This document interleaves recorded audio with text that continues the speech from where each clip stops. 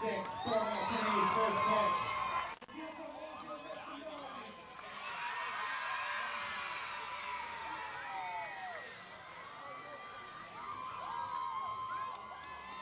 Ashwin, the mound is yours. Let's throw up that first pitch to get us started. It's going to be one of our applause for our friend Ashwin from Lockfield.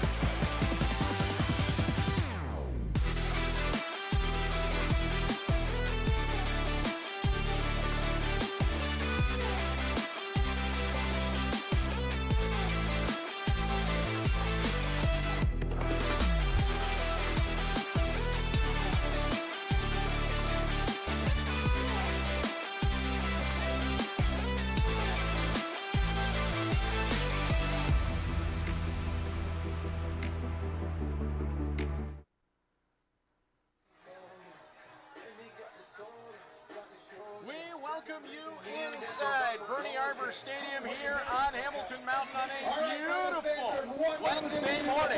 It's Hamilton Cardinals preseason IBL baseball on Cable 14 as the Cardinals take on the Welland Jackfish. We got the Neil Strawastu along with you.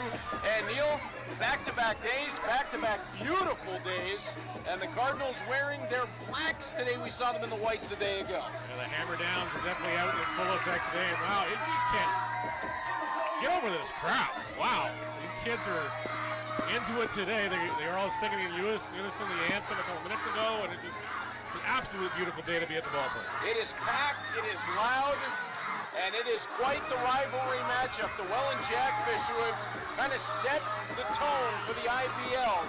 The Hamilton Cardinals have been determined that they are going to rise to that level. First meeting between these two teams of what could be a whole bunch this season, as Jonah Weisner will step in to face starting pitcher Logan Workington. And Neil, this is going to be a series all year that IBL fans need to keep eyes on. Rivals for sure, and it's going to be very difficult and very interesting and intense series, that's for sure. And Workington delivers a first pitch strike. Spent a little time last year in Winnipeg before arriving here with the Cardinals. High pop-up, man. That one way back. Guys, I got all kinds of wild sound in my head. I can barely hear myself. 0-2 the count. Weisner, the shortstop today. Brandon Hupe will be batting second. Jake Sanford, no familiar foe, is batting third. As that one misses inside for a ball. Count now 1-2 on Weisner. Workington with the long look in. He'll wind and deliver. And great frame on the pitch from Andrew Johnston. That was beautifully done, and it's a strikeout of Weisner for Workington. Workington with his first punch out, and Brandon Hupe will step to the plate now. I mean, even when they don't have all of the pieces on the chessboard, Neil, this Welland lineup is so dangerous. It's got a lot of depth, that's for sure. A lot of guys that can hurt you. As Hupe takes ball one inside. Ooh, Justin tried to buy Workington that one as well. Elevated the glove, just not quite enough. Workington to deliver, and that one is outside and a beauty. We saw Ramon Sanchez first inning yesterday work himself into a little bit of trouble, work himself out of trouble. Tremendous outing for him overall, and of course, we got to look at Fernando Rodney yesterday as well. That's still a surreal moment. You were talking about it with goosebumps on your arms. Yep. That was the same, seeing him walk out to the mound. Oh, it finally became real for me. Yeah, it was one of those things. Until you saw him standing there with the ball, it was, is this really going to happen? Yep. Back-to-back strikeouts for Logan Workington. I'm going to bring up Jake Sanford, of course, last year's batting champion. Back for year number 2 here. Had a quick chat with him before the game.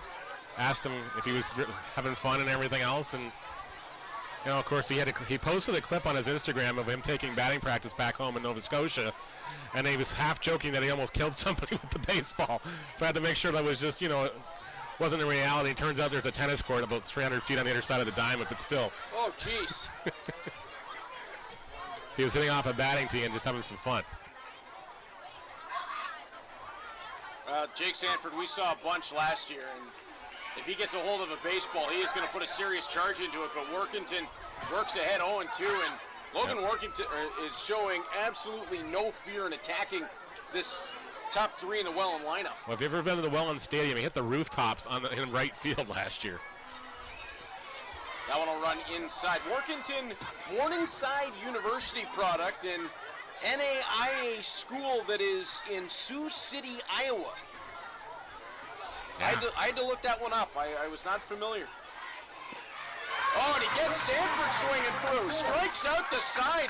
Neil Logan Workington. Came to play today. We are still tied up at 0 heading to the bottom. We were talking about the additions to the pitching staff yesterday for these Hamilton Cardinals and what they were able to find in the offseason, and Workington may have gone under the radar, and under the radar no more, I would think.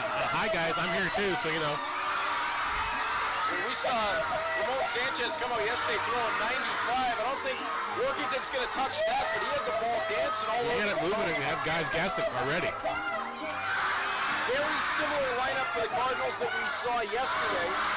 Josh Williams will DH today, and Andrew Johnston doing the catching, I believe, are the two changes for the Cardinals. Yeah, they slipped the order just a little bit as far as the batting order, but everything else is pretty much the same as yesterday.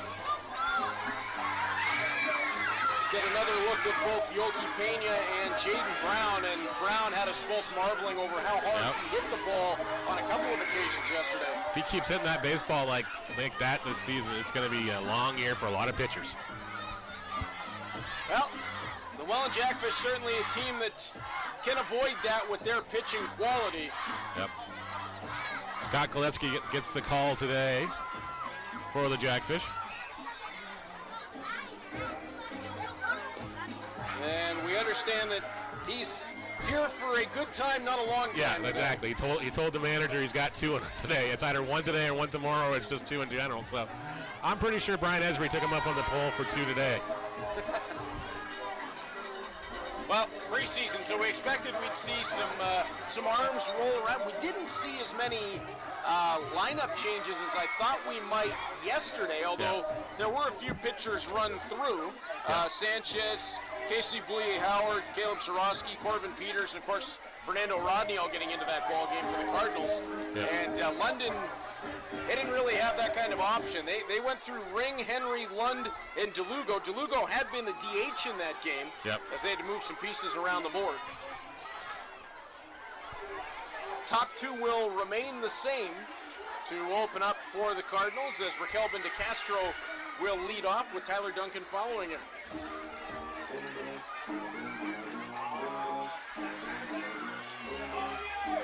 Stepping up to the plate, the shortstop, number 1, Raquel Bendicastro. The former Blue Jays prospect, still wearing a lot of the blue. Yep. A lot of guys do that when they come back down here. I know Dalton Pompey, the year he was with the Royals, wore his Blue Jay helmet the whole time, which drove all the photographers nuts because, you know, we had to Photoshop out the logo. Hadn't thought of that one. But yet, the one I got signed at home has got his Blue Jay helmet on. Just like, it looks so weird.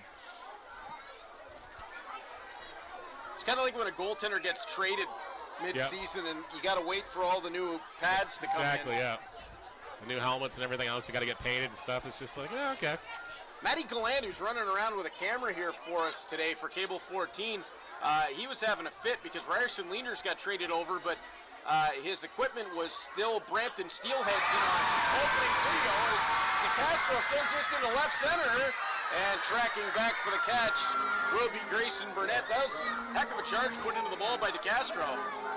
For a good chunk of the open of the season, our intro video for the Bulldogs had our starting goaltender in a Brampton Steelheads mask. Wait a minute. Something's wrong with that pitcher. Yeah. Going to bring up Tyler Duncan now. A pair of hits yesterday. It's going to be important for Duncan to get off to a good start this year. If he goes, I think the whole Cardinal team is going to go. Well, we talked about it at length yesterday, and we won't see it today, but Jonathan Salazzo being in this lineup with Tyler Duncan, not to mention others, is really going to make a big difference. You can't get around Duncan like you could a year ago when you have that man behind him. You can set up the guys in front of him and just pretty much, they'll get themselves out in some cases. And not have to worry about Duncan with anybody in scoring position. Duncan took the charge into that one.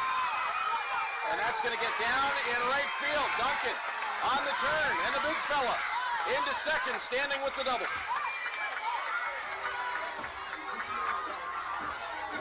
See the speed he rounds first base? Yep. I mean, I know we talk about it a lot, but he's 6'5" and moves like that. Yeah, I know. It's not fair. It's not right. As Josh Williams will step in. Speaking of big fellas, Yep. would you like to be standing on the mound staring at that guy?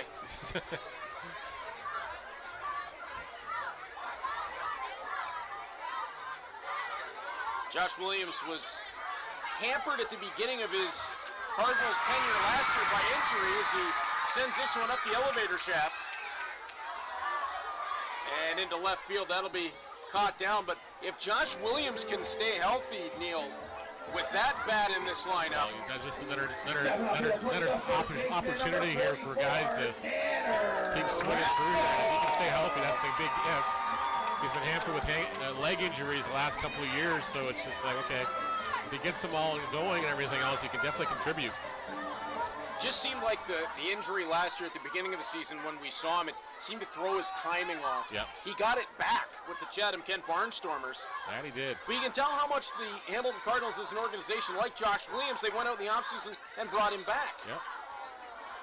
So it speaks to adding another character to the clubhouse and another guy that it reduces the ability to pitch around power if you have Duncan and Salazzo and Williams and Rempel and on and on. And so on and so on. Rumpel working with an 0-1 count on him from Gillespie. And that is quickly evened up at 1-1. So that ball went outside and wide. Tanner Rempel, who had another magnificent stop over at first base yesterday. Almost made himself a permanent fixture of the Bernie Arbor dirt on the corkscrew.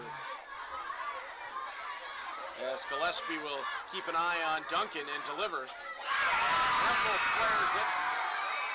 Backing off of second, that ball coming in, and whoa, 4 Jackfish converged, and it was Hupe who was the last man to make the call, and that will put the Cardinals away in the inning. Duncan stranded over at second, back to the field. Logan Workington working on back-to-back-to-back strikeouts when we return at Bernie Arbor Stadium. All right, we got a bunch of friends here today. If you hear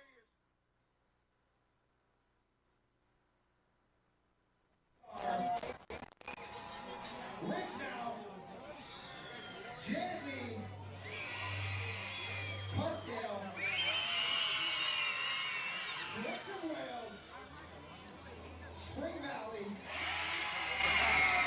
Hillcrest, Collegiate, Norwood Park, LA Greenleaf, Viscount Montgomery, Templemead, Beneto, Ancaster Meadow, Shannon Kuzmachin, Lockheed, Illinois,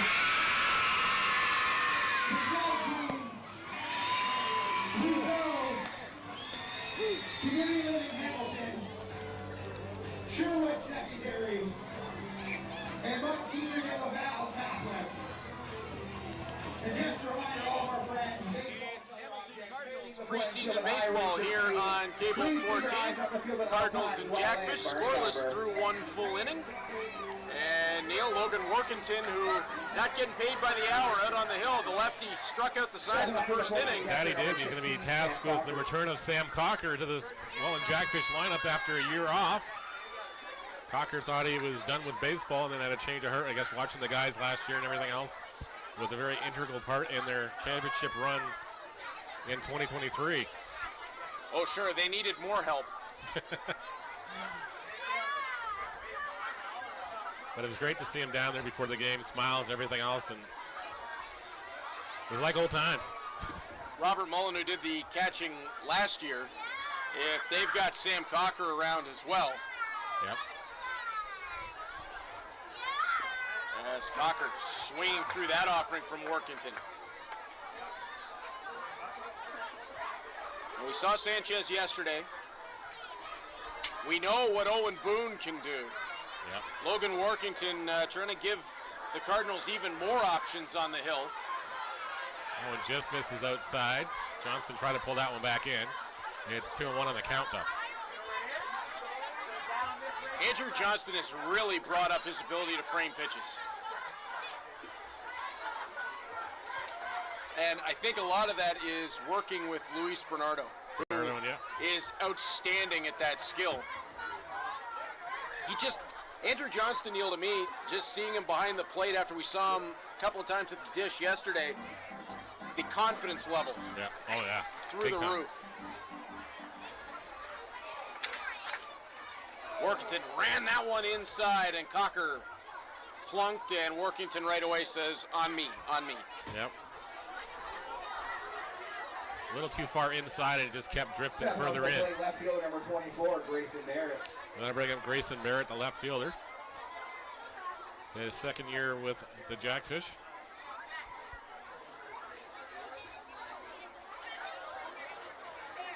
We saw Barrett have a really productive Friday night in this park last season. That we did. In a game that felt like it took about 4.5 hours because they were hitting the ball all over the place. Yeah, both teams were just firing the ball all around this park. And it really was, in that night, the last big inning won the game, and it was the Jackfish.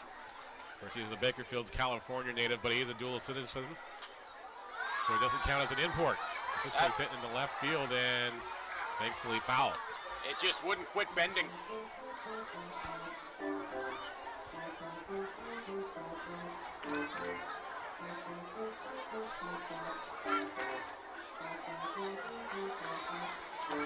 Yeah, those dual citizens, they come in handy on the non-import side. They definitely do. We saw Caleb Sorosky yesterday. He had a great outing as well. He looked marvelous. As Workington winds and delivers. And Barrett sends that one right back up the middle. Moves Cocker to second. And Barrett's got the single. Stepping up to the plate. We'll bring up Tyson Gom, the designated hitter this afternoon. The Mississauga native. And as we've seen on so many occasions before, this is where the Jackfish can hurt you. Once they start getting a couple of base runners on, the big green machine just starts rolling. Yep. Workington delivers a little bit outside. Of course, this is the Jackfish's first exhibition for partay, whatever you want to call it. They have another game, of course, against the Cardinals tomorrow at the Pond. Another 11 o'clock start, another school day game. Yeah, I gotta love the atmosphere of these school day games.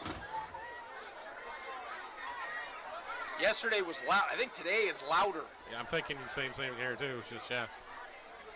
No, it's funny. My mom was a teacher at the public board for 35 years. And as they were listing off the schools that are in attendance today, I was going through my head thinking, oh, I know that one, I know that one, I know that one.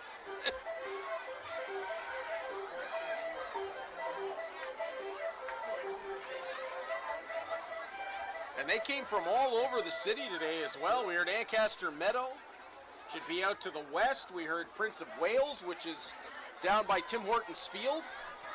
Yep. Great to see. Great job by the Cardinals getting the school boards involved. And it didn't even take long to sell out either. They made the announcement post, and I think within like a week it was done. God. They were turning away schools, unfortunately. And it was the same deal in London. I think they had 7 schools on the wait list. Yeah. Yeah. Just not enough. It's unfortunately the confines are only so big, and you know, everybody wants to be involved. It's not a bad thing. I hope more teams will in the league will consider doing it. I know Chatham-Kent's got one as well. So a walk now for Tyson Gom, and it's bases loaded with nobody out in the inning. Stepping up to the plate, first baseman number 34, Josh Marchese. And it's the big fella from over at first base, Josh Marchese.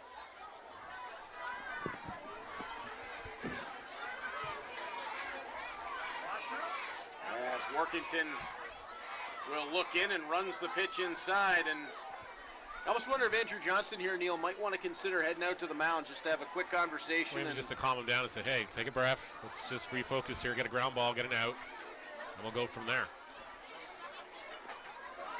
Now Workington gets Marchesi swinging through that one. Marchesi, of course, was at Niagara University for a few years, a great hitter there. Now looking forward to doing the same thing for the Jackfish. Taps that one back, foul. Marchesi, an interesting batting stance. He gets that bat out over the middle of the plate and sort of settles in as the pitcher's coming through. I haven't seen that one before. Thought he was grooving along to the music there for a second. Workington ended up delivering that one high, 2-2. You ever see on Instagram batting stance guy? Yeah. That's one of my favorite accounts. Not a video that I don't chuckle at. As Marchesi on the ground, great stab down by Rempel to home for the first out. Tanner Rempel with the great grab, and there we go. And a defensive highlight, real courtesy of the first baseman. Stepping up to the plate, third baseman number 20, Brandon Luther. Marchesi reaches on the fielder's choice. Everybody else moves up the base. Cocker's retired 3-2 on the putout.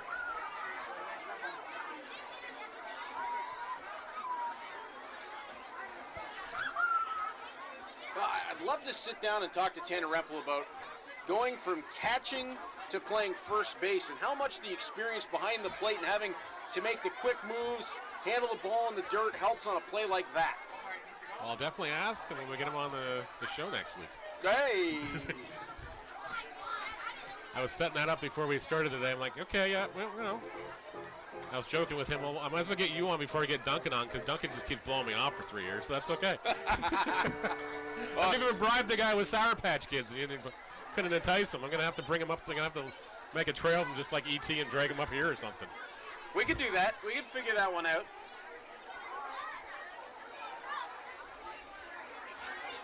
Workington ahead of Luther 0-1, and that's going to even it up 1-1 on the outside.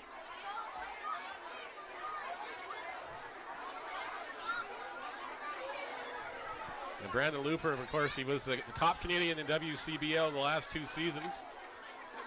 Now comes to Welland, and he's going to give them a reason to clap. That's for sure. Is that the same league they got Weisner out of as well? Yeah. Yeah.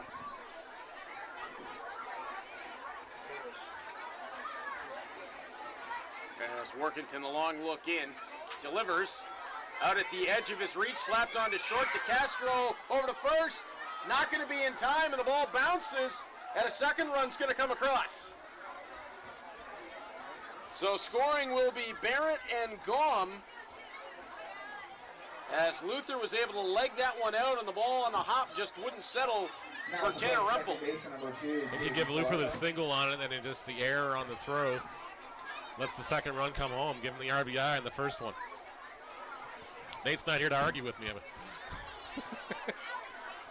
Dang it, Nate! That's right, Nate's usually here to help us along on the stats side. We'll have to make do without him, at least for one more day. Yep.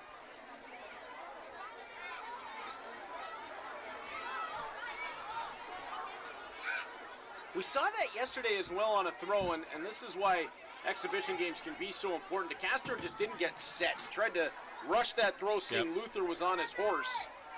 Well, they hear the footsteps even across the diamond, and it's like, okay, they think they got to move it a lot faster without looking up. So Workington runs that one inside, 2-1. Jackfish with 2 across in the inning. 1 away with Falardo at the plate.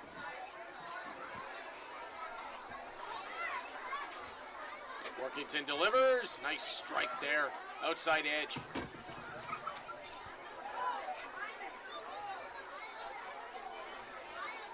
A ball on the ground to DeCastro or to Brown would be ideal here for the Cardinals to get out of the inning and get the ball back, or get the bats back. ground ball will be huge here.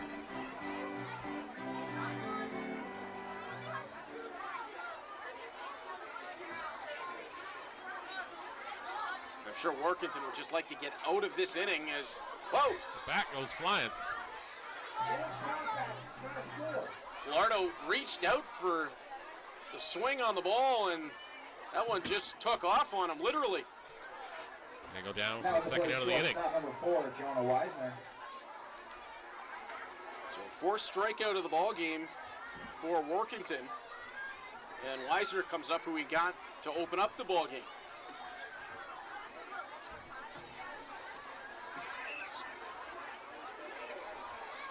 That's a big out there for Workington, and if not for a throwing error, he would have kept this to a one-run inning thus far.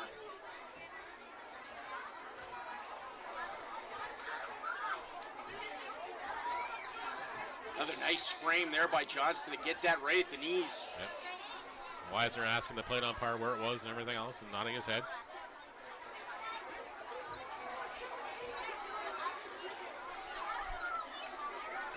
We've seen that a couple times, that curve from Workington just not coming back around. I wonder if the wind's helping that a little bit, pushing that one a little too far over.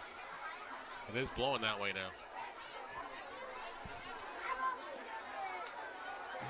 Gets Weisner swinging through that for strike two. And we saw that yesterday where the wind changed in the middle of the game and started blowing straight out the center field. Yep. That's kind of swirling a little bit, judging by the flags behind us or to our left. And Johnston trying to frame that one, no such luck. And on the run ahead, Luther will be up to second. Yep. On the defensive indifference. Yep.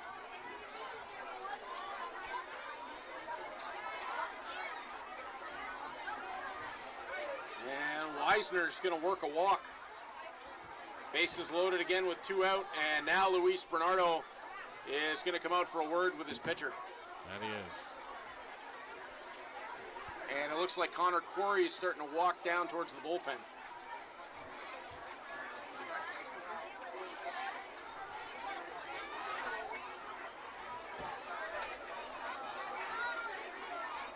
Game started out. He doesn't have a catcher down there yet, but he's, oh, there we go. Julie Vittini on his way. There he goes. Game started out on a high note for Logan Workington, though. Striking out the side, Weisner, Hoope, and Sanford. Yep. Hit by pitch, a single, a walk, and suddenly in some trouble.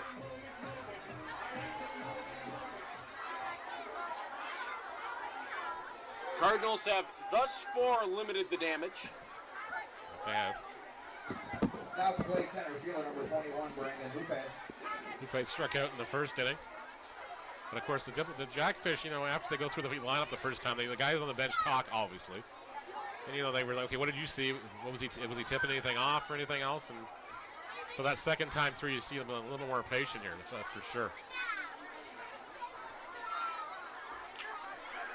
And that one sent straight into the air. Pushed out a little bit further than I thought into left field, but it'll be Daly underneath it. Workington worked into the jam, then worked out of it, giving up only 2 after seeing the bases loaded twice. And one of those crossing Neal coming on an error, so pretty solid job by Workington to get out of that. Well, exactly, especially the first time against one of the better hitting teams in the league. That's not a bad day. No, and I think judging by the action, we are going to see Connor Quarry take over for the second inning. Of course, the rest of the teams in the Inter County are off today, but the transaction wire seems to be heating up a little bit anyways. London Majors re-announcing that Kaden Cardoso was back signed with the team after he got released by the Ottawa Titans earlier this weekend. Earlier in the week anyways, and so they got their first baseman back. The reigning rookie of the year is back in London. We're hearing rumors unofficially that some guys from Barrie might be coming back on the roster too as well. So, you know, the rich get richer in this league. Yeah, Kaden Cardoso coming back in is that's massive and a little bit unexpected for me. I thought the way he played last year, he was going to stick in the front. I thought so too, but they signed like a lot of first basemen for some reason. The Titans were just taking, I don't know, cheaper by the dozen, I guess, approach as far as things go, because they did that. They signed a lot of outfielders and everything else, and it was just like, okay, suddenly these guys became expendable. Maybe they got some guys they weren't expecting to get back. Suddenly we were back, so who knows? Well, that could be a big part of it as well. And of course, there's the the trickle down of that as well, that as you move along the line, guys get bumped out or moved into different spots. So that'll be big for London, and of course big for Barrie if they get the names that are being whispered about. I think the whispers are getting louder, but if they get those names back, yikes. It's going to be a really tough. It's going to be very tough to knock off the defending champs. That's for sure. Barrie last year just a solid veteran squad. Wow. You know, they got to the final the year before that, took their lumps, and I think they were harder. They went back with a different resolve last year and went, okay, yeah, we got it. We can't fool around, can't do this. You know, and just took the approach seriously, and then came the postseason. It was like they only trailed for half an inning in that whole playoff run, 10-0. That's outrageous. Guelph took the lead in game one for half an inning, and then the Barrie Baycats stormed back that same inning and just took the lead back. It tied the ball game, and it stayed close till later stages, and then they won the walk-off by Adam Ott in the 12th inning. They got great pitching all the way through on that run. As Yoki Pena steps in. Pena had an impressive showing for himself yesterday. Yep. Newcomer to the Cardinals lineup.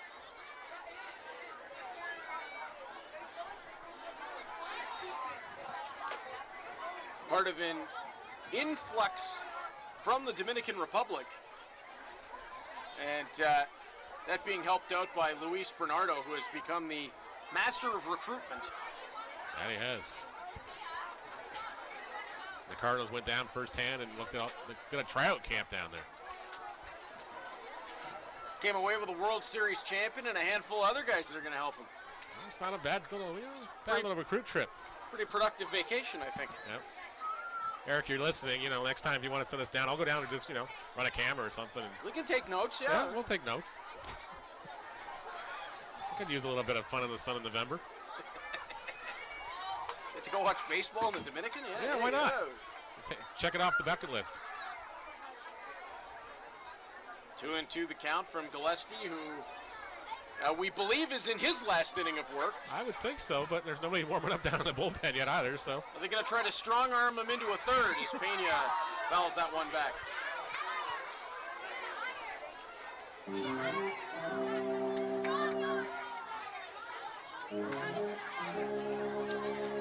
Gillespie sets on the hill.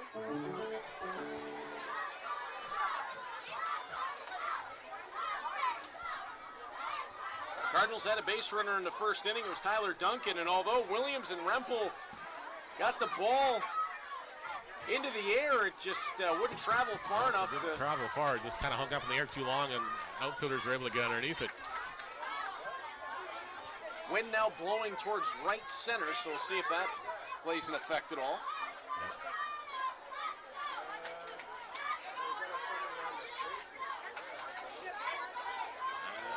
Gillespie will wind. Pena reaches out and flares that one back up over the grandstand.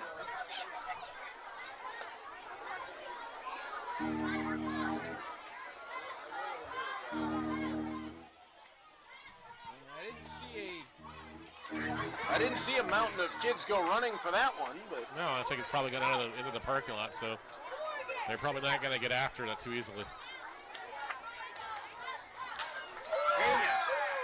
Sends that one into center field.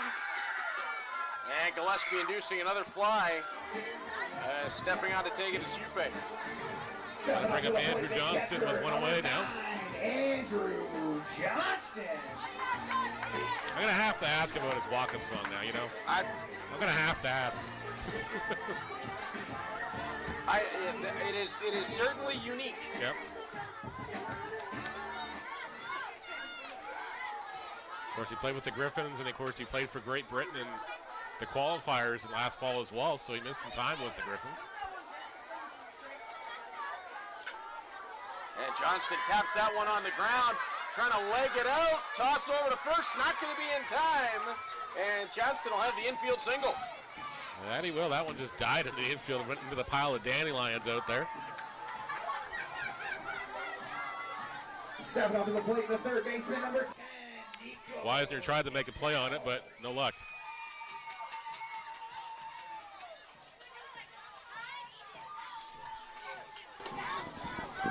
Nico Katatos will be the batter now. So Nico Kakatos will step in as he'll have Johnston over at first base. And that one straight down the middle.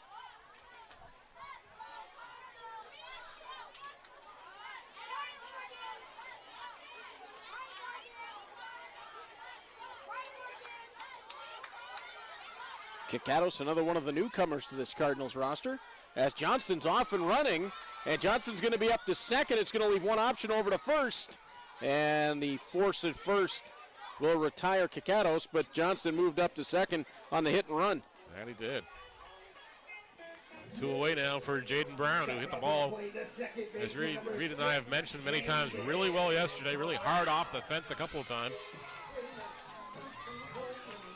He might be lobbying for, like I said, he might be lobbying for the fences to come in at about 10 feet, though. Yeah, those two that he sent out into right center yesterday that almost left a hole in the fence. You're right, 10 feet in, either one of them, Neil, clears the fence. Yep.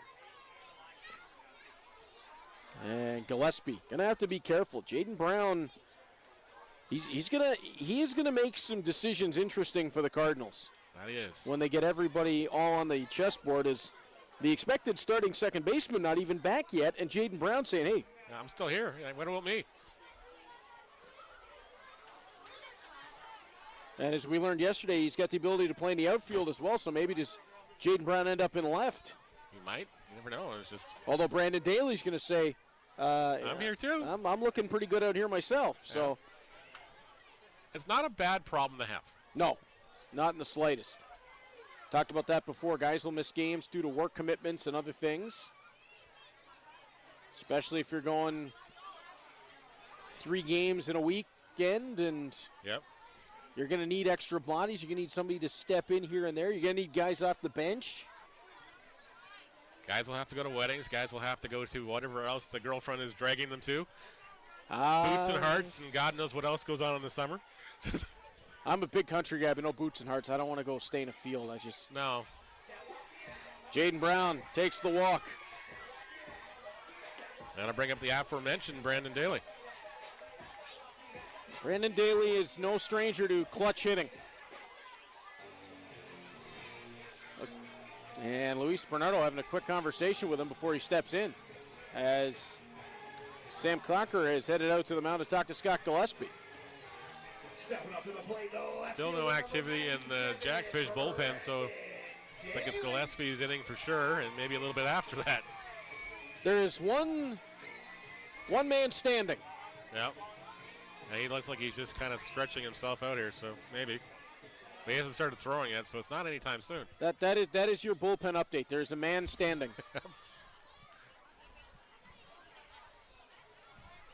Had to get a sports Emmy for that one. That's Gillespie delivers. Do they have him in this area? No. Oh, okay. So, am I missing out something? Like, come on.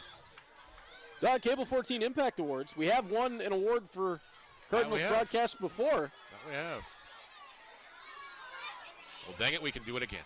Why not? Why not us? As double steal on, over to third. Did they get Johnston? No. Okay. Sandy was underneath the tag. Okay.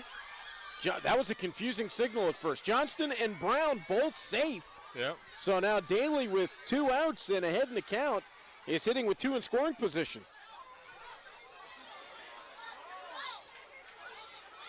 I thought at first the signal was out. I thought so too, because even Johnston wasn't sure. He didn't leave the bag yet, but he was still looking over. Gillespie delivers, and Daly thought that one was low.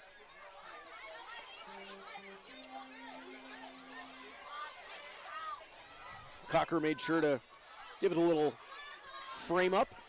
And shout out to Dan Dominguez from Chatham-Kent, who's watching the ball game this afternoon.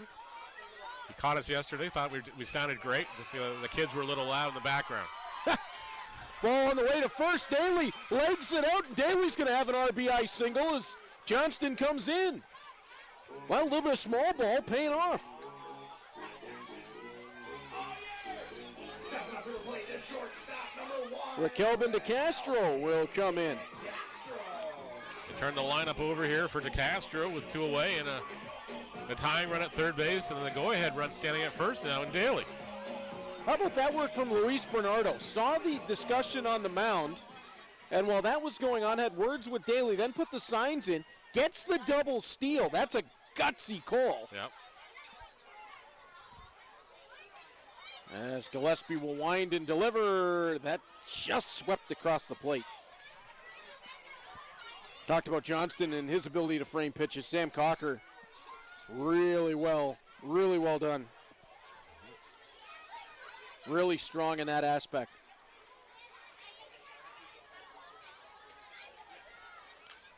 De Castro reaches out and flares that one foul. He'll fall behind 0-2.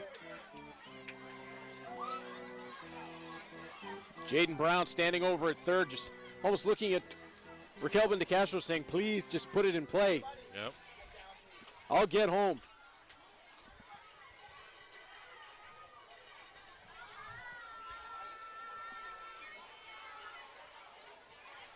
Gillespie with the look in, delivers. De Castro was able to hold off that.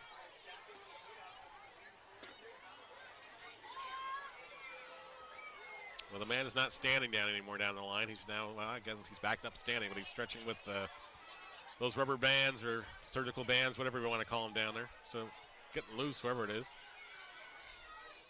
Wearing the number 10 from the look of it is De Castro will swing through and Gillespie will strand the pair. Jackfish hold a 2-1 lead through 2 full innings. We'll be back with you for the top of the third. Hamilton Cardinals baseball on Cable 14.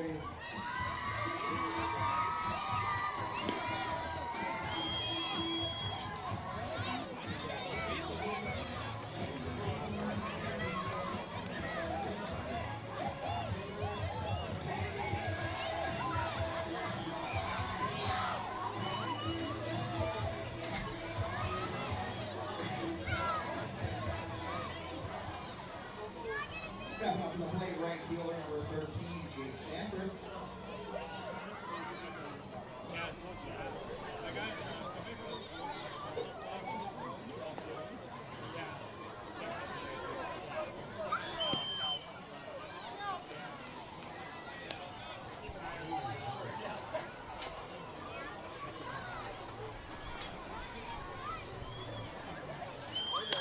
Top of the third inning as up to the plate, Jake Sanford. He's going to send this one out into left field.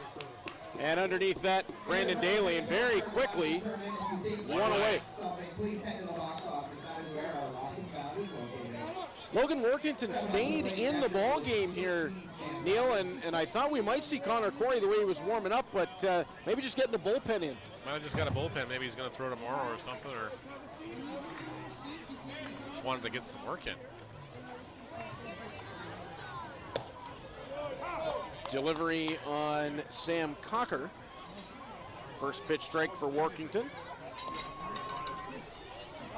Workington was excellent in the first inning, got himself into trouble in the second, managed to get out of it. and opens up the third right back to where he started in the first. Yep. Back throwing strikes. As you mentioned, Neil, it can't be easy. Step in for the first time. And now this Welland lineup, even if they don't have every piece, they're still real dangerous. As a nice turn and catch from Tanner Rempel, 2 away. Put the chicken in the basket on that one. Put the what in the where? The chicken in the basket. All right, that's a new one. That's a new one, I know. I've heard a few before, but people get on me for making stuff up on the air. I don't know what's going on here.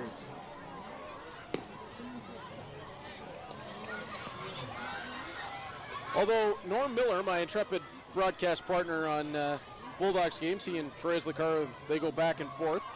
And he had me just broken up on the air earlier this season when he criticized Sir Topham Hatt on live air for not running a very good railroad. There's just constantly chaos going on around there. Oh, Thomas the Tank Engine. Yeah, we're talking about my little guys watching Thomas the Tank Engine, and Norm wanted to talk about Sir Topham Hatt.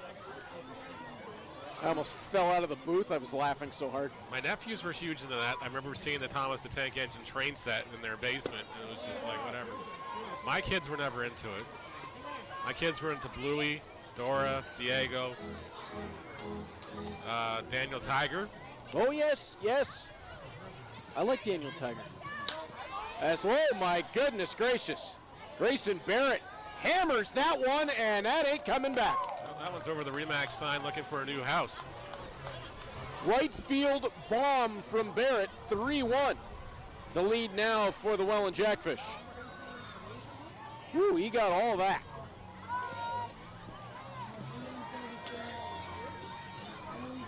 That was one of those no-doubters, Neil. As soon as you heard the crack of the bat.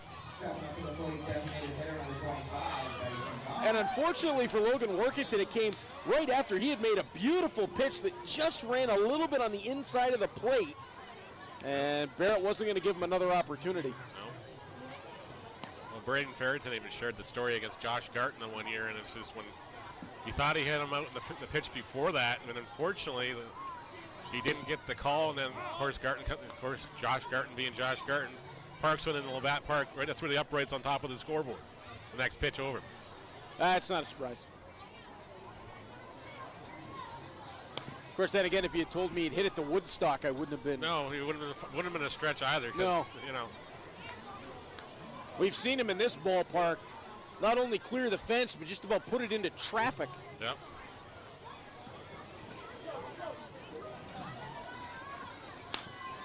Ball hammered right back up the middle. DeCastro dives at it, but Tyson Gom will be on with the single. So a single by Gom gets a Jackfish, another base runner.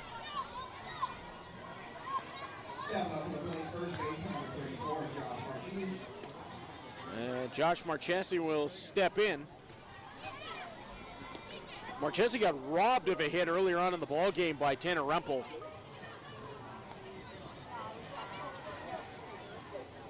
As the lefty Workington delivers, and that one flared back foul. And I think Attridge buses might want to check the windshields. That was way out into the parking lot. Speaking of buses, Welland Cardinals on social media put out their bus that's been all wrapped. Boy, is that a slick look. Well, have you seen the Welland Jackfish mobile too? As yes. far as that thing, I was just like, geez. Oh, Logan Workington. How about that? Dealing as he gets Marchesi down on strikes. 5 strikeouts in the ball game for Workington. The 2 earned runs against, the other one coming on an error. And you look at his production so far in his first real run here with the Cardinals, and it's an impressive opening 3 innings for Workington. Not a bad start at all. Just the second inning that got a little bit extended on him. Yep. And a mistake that just got a little too far into the zone on Grayson Barrett. And you just can't make mistakes against a guy like Barrett, though. But no, you see what happens when you do. It ends up out by the Aussie rules football setup. Yep. We do have a new pitcher on the hill. Number 10 is into the ball game for the Jackfish. Dude, do we have a scorecard? We do not. Are we off the format? We're off the format here a little bit. I'm going to go try to pop their roster up here and get a number. It's an exhibition game, folks, so we don't have lineup cards, unfortunately. This reminds me of the days doing high school football, and it's like, what's his name? I don't know. Just make one up. They, Troy and I did a game one time at Ron Joyce Stadium where the team forgot their jerseys. Oh, man. And, of course, the jerseys that were then available did not have the corresponding numbers to the numbers that we had on the roster list. Oh, goodness. That made for an interesting afternoon, to say the least. Probably a lot of head shaking, and I needed an adult beverage when I got home pretty badly. I think we might have went for one right after, if I remember. I don't blame you. Oh, goodness. I've had those days. We had, somebody from downstairs below us yelling at us that it's the wrong quarterback. We're like, we don't even know who the quarterback is. Well, unfortunately, we don't have a 10 on the Jackfish. There's a posted roster on their website either, as far as pitchers go. So, yeah, it's likely a junior call-up. Okay. So we apologize. Congratulations on your debut with the Jackfish. We don't have your name. We are working without a net here, folks. Yes.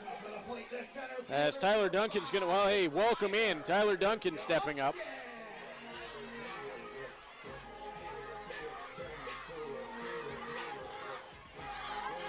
And our usual drop-in is not, unfortunately, watching the ball game, so we're kind of screwed. Yeah, we had no help this time. Nope. Generally, when we've been in this situation before, we have a mystery helper that usually chimes in pretty accurately and gives us a detailed description. But they're away scouting in Maryland, so I get it. Is OHL referee Ryan Harrison around? Can we get Ryan? No, he's not. I think he's probably in the office at the pond, doing every other pond things, getting ready for tomorrow's opener there and their school day. By the way, as a play-by-play guy, I don't know if I can admit this, but Ryan Harrison, in a playoff game earlier this run for the Bulldogs, in an emotional series against the Oshawa Generals, he and Darcy Birchall might have called one of the best games I've seen by an officiating crew. Are you feeling okay? Yeah. Okay. Yeah, no, they I just had to ask. A series that could have gotten out of control in a hurry, and Ryan and Darcy had the temperature of it and did a spectacular job. I was very complimentary to them on the broadcast that night as well, but hopefully Ryan's watching so I don't get in trouble next season. He is one of the best in the OHL, that's for certain. And clearly knows what he's doing with the baseball team. That he does. 3-1 the count to Duncan. Better known as Director of Fund, Mr. Ryan Harrison. I can see that. And Duncan's going to work the walk. He's got green Crocs that match Welland Jackfish colors. Why are you surprised? I'm not anymore, but it's just the man goes out and accessorizes. He's got outfits for every occasion. You got to have fun. You got to have fun. I know some of the officials around the OHL give me grief when I show up with the velvet jackets for some of the TV broadcasts as well. The aforementioned Darcy Birchall, I walked by him wearing a purple velvet jacket, and he just like, where do you get these things? Yep. Yeah, wouldn't you like to know?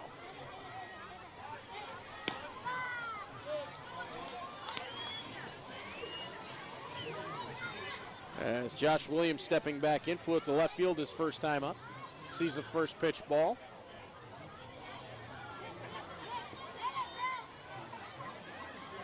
And Williams puts a charge into that to deep center field, tracking back to the wall, and that's caught.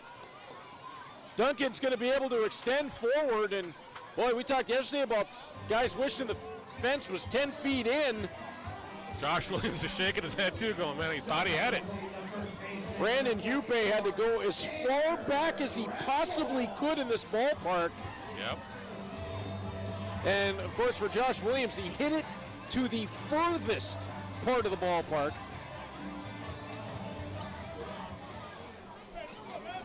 "10 feet in or 10 feet left to right, and it's over the fence."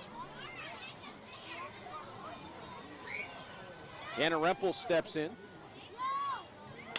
And Rempel hammers that, but it's going to carry foul. Turned on a little too much. And with Duncan's speed, he was already close to third base by the time he turned back. It certainly would have scored one. Yep. And might have been extra bases for Rempel as well if that ball had landed fair to begin with.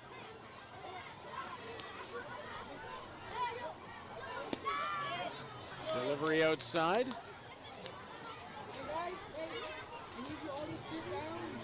And I wish we had the name for the young man on the hill for the Jackfish, because he is staring through the heart of the Cardinals order. Yep. And doing a pretty good job.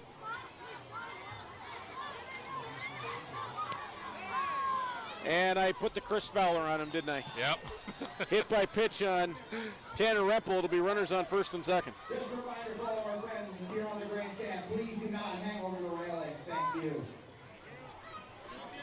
Young man for the North Bay Battalion this year in the first round for the Bulldogs, Kent Greer. Remember that name. He's going to be a fantastic defenseman. I said on the air, I was just unbelievably impressed. He's 5'8", plays like he's 6'5", Yep. physical, fast. I said on the air I was going to start the Kent Greer fan club. No sooner did I get the words out of my mouth than he put the puck over the glass from behind his own blue line and took a penalty, and I had to apologize to the entire Greer family. Yeah, cursed him. Pena sends this one up the shaft. And that's going to allow Hupay to carry in on it. It's 2 away. Couple of induced flyouts, although the Josh Williams one carried way back. Pena didn't get what he wanted. Yep. Williams unfortunately batting when the wind wasn't gusting like it is now. Yeah, he missed the window. Yep. Andrew Johnston will step in. Johnston will leg down an infield single in the second inning.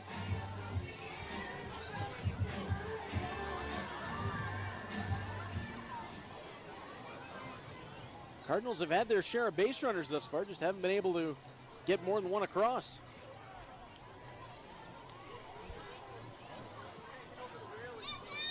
And the delivery to Johnston comes in high. If Johnston can move it along, Nico Kakedos is on deck. As I take a peek down just to assure he's still there, yes. Yep. Like yesterday when we were talking about Josh Williams being on deck, and very kindly Andrew Johnston turned to show us. Jersey. Hi, it's me now. It's not Josh Williams. Nope.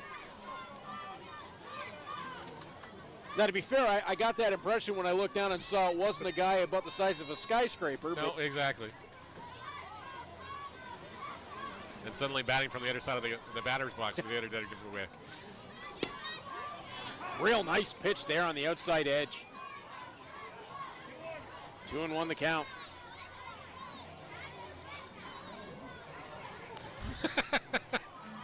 Well, we got the answer to the question. Ryan Harrison is watching the ballgame.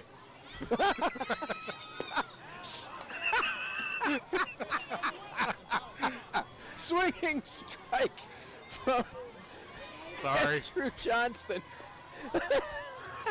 Oh, that's fantastic. Hope you're doing well, Ryan. I hope you're doing well. Good to have you with us. That one on the outside edge, just enough to catch Johnston looking. The young man did a good job in that inning. Really nice job done.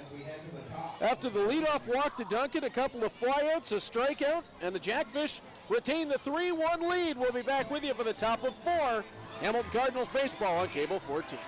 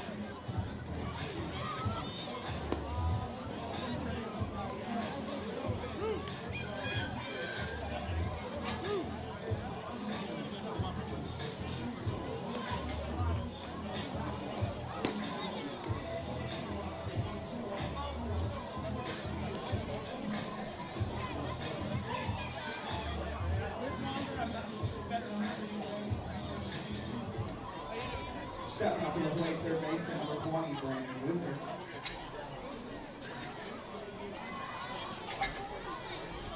As we get set for the top of the fourth inning, Connor Corey, he pulled the fake out on us, Neil. He went down and started warming in the second inning, then sat down for a bit, then got back up in the bottom of the third inning, and now he comes into the ballgame. That comes into the ballgame for an inning and work for sure, and maybe a little bit more. We'll see how it goes. He'll open up facing third baseman Brandon Luther. Now, if you weren't with us yesterday and you've not watched IBL preseason ball before, 7-inning game. Yep. So the Jackfish having the 2-run lead now in the top of the fourth key. Huge. I don't think we're going to see Davey Mendez. At least I haven't seen him No. lurking around. I don't think he's yet in the country. Is he not here yet? I don't No? think so. Okay. I didn't see any Instagram posts about, people meeting him at airports like they saw with Jake Sanford and everything else, so I guess we're okay. Who apparently his nickname is Pookie, so, His nickname is what? Pookie. Okay. So, I don't know. I don't know. I'm going to have to ask him because I'm going to have to get Jake on the show as well, because for various other reasons. I don't even know if I want the answer. No, I'm paraphrasing. Is your nickname something we can actually say in a PG standard or not, or just we have to? Is the story behind it fit for broadcast? Yeah, pretty much. Connor Corey's going to be a guest on Cable 14's Hammer Down tonight as well. Nice. As the Hamilton Cardinals presence all over Cable 14. As Braden Luther sends a bomb into foul territory. I'm insanely jealous they got to play Ken Griffey Jr. baseball last year on Cable 14. I was like, that was my jam back in the day. One of mine too.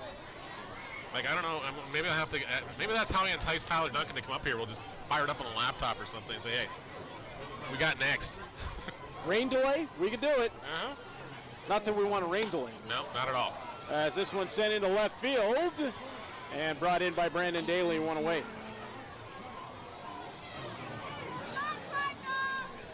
All the amazing graphics as Caden Florado is going to step in.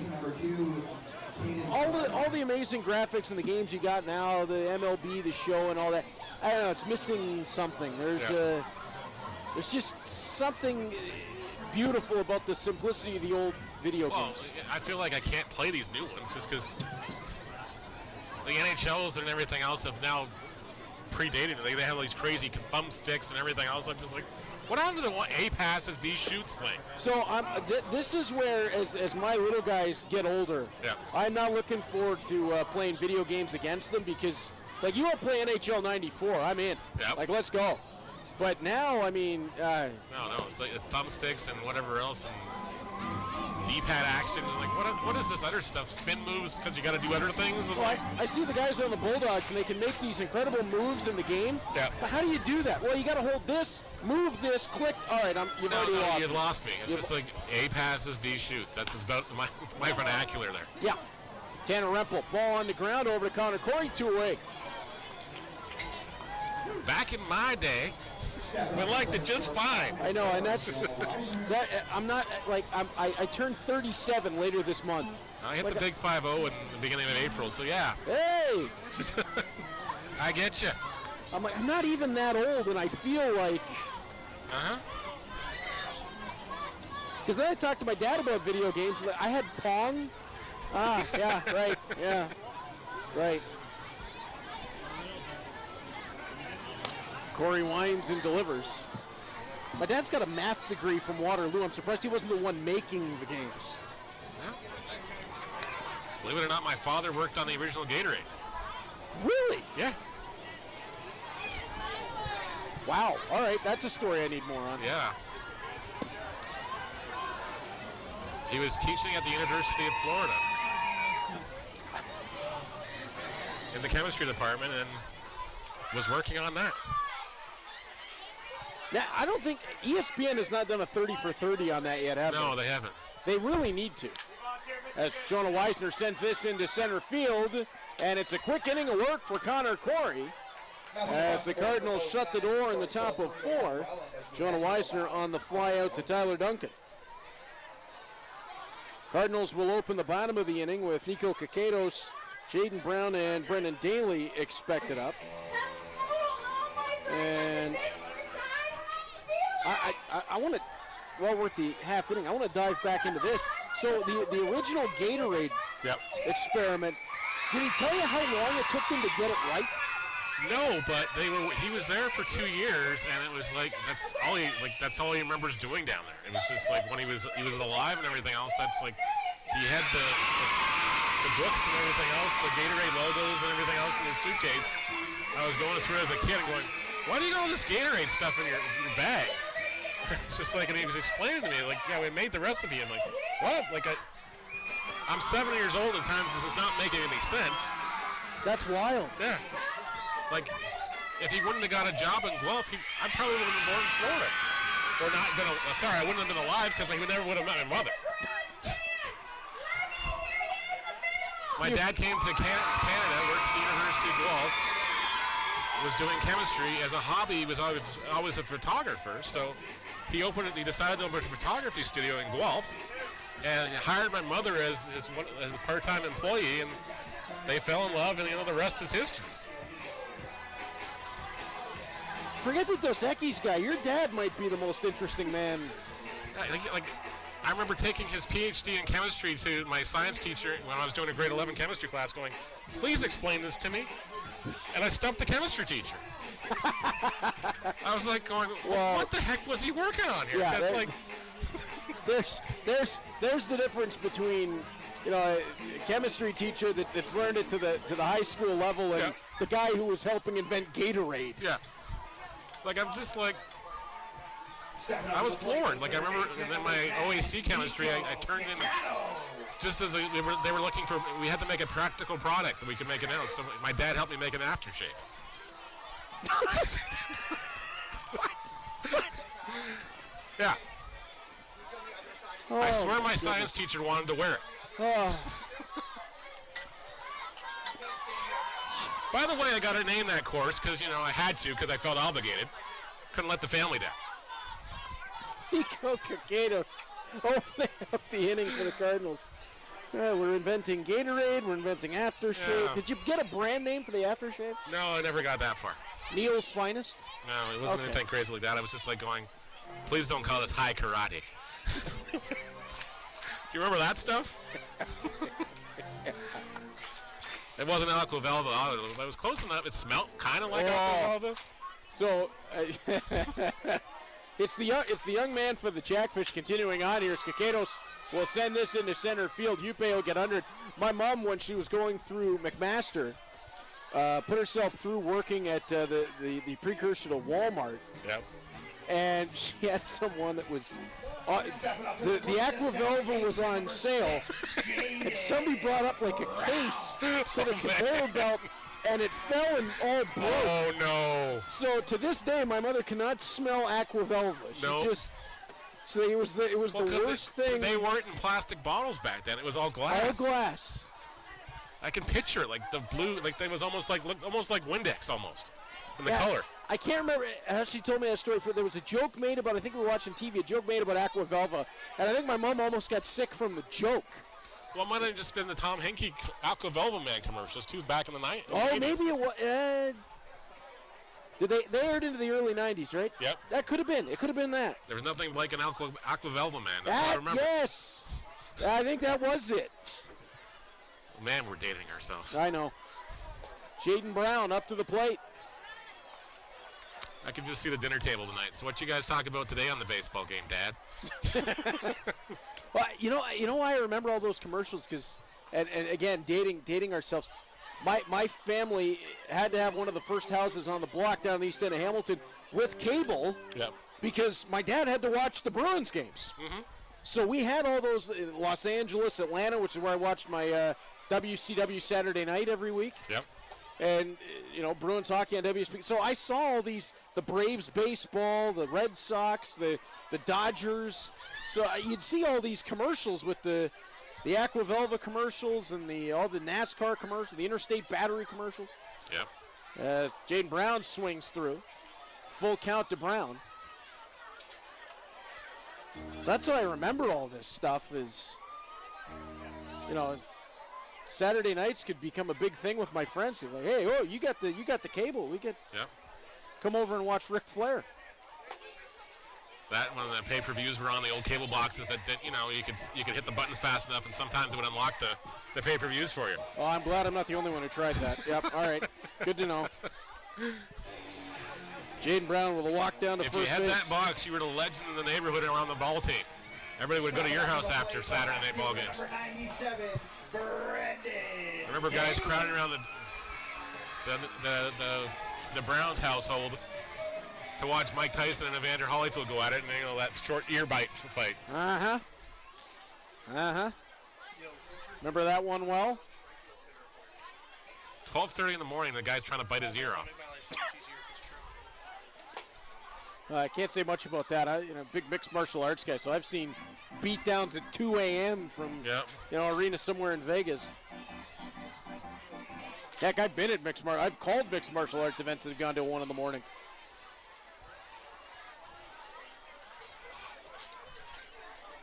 As Brandon Daly with a 1-0 count, 1 away. Jaden Brown over on first.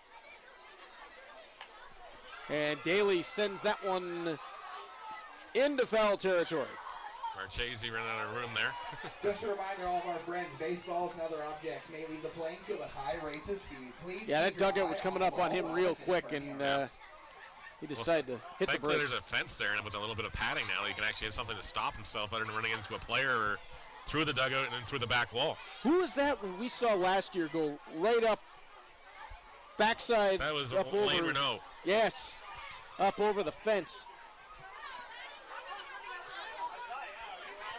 I mean, one of the most violent collisions that we've seen with one of these fences is Renault pretty much went, well, forget what's coming up. I'm catching this ball. Yep. He went right up and over, and he would have landed into those kids right now. Yeah. Lane got up, stayed in the ballgame. Yep.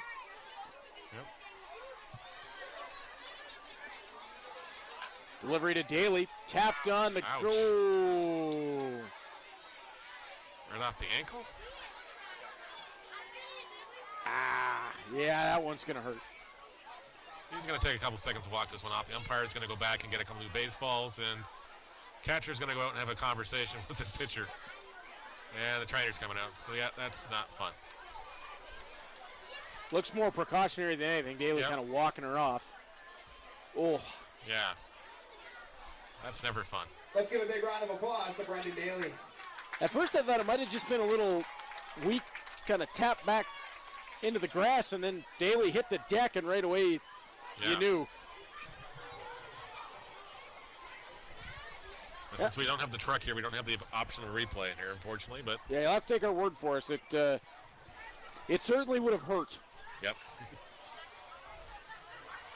Tough kid, Brandon Daly.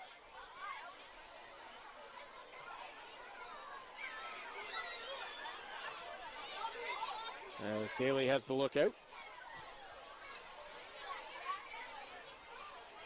Delivery running outside. 2-2 the count.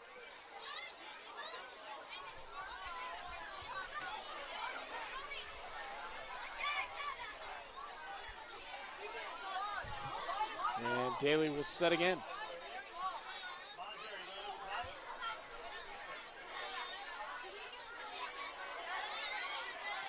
Daly looking at the 2-2, sends this one deep into center field again, but again, straightaway center, and it's not going to have the carry to get out. 2 away. Forgot the exact dimensions in center field, but I think it's 380. Maybe it's 4, though. I know in Welland it's 406, so yeah, it's not easy places to hit baseballs out of. No, not in the slightest. Kelvin DeCastro stepping in. That ball carried a bit, but just not enough, and the Cardinals have seen that a few times. Brandon Hupe has been the most active on defense for the Welland Jackfish in the ballgame. Yeah. DeCastro taps this one on the ground. It did not stay fair. Yep. And actually that turned out to be a positive for the Jackfish. There's a bit of a confusion on the attempted throw across the diamond. Luther sent it over towards Marchesi, who was clearly not expecting it, as he was believing that it was foul. Well, exactly, because he saw the umpire put his hands up, but Luther didn't. Luther just, he's playing the play like he thought he was in fair territory. Yeah, and that ended up over into the grass, and it would have been interesting. Brown might have had an opportunity to get towards scoring a run.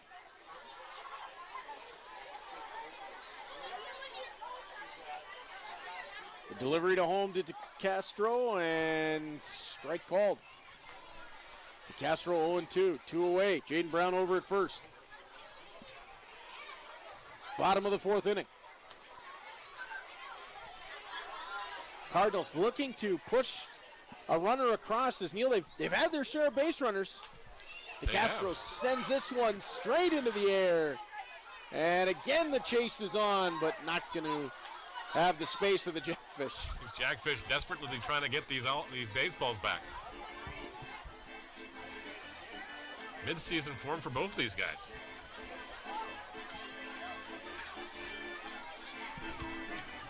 As Raquelman DeCastro just trying to move Jaden Brown along here and get runners aboard for Tyler Duncan. Believe we're going to see Connor Corey for the top of 5. It definitely looks like that because there's nobody else warming up in the bullpen. So yeah, no action over that way.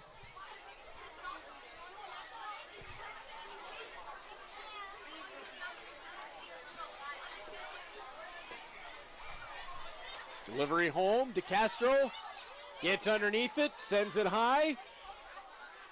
3 Jackfish converge, and in the end it's going to be the shortstop Weissner who puts it away. And again, a stranded runner for the Cardinals. And we will have the top of 5 with the Cardinals trailing by 2 on Cable 14.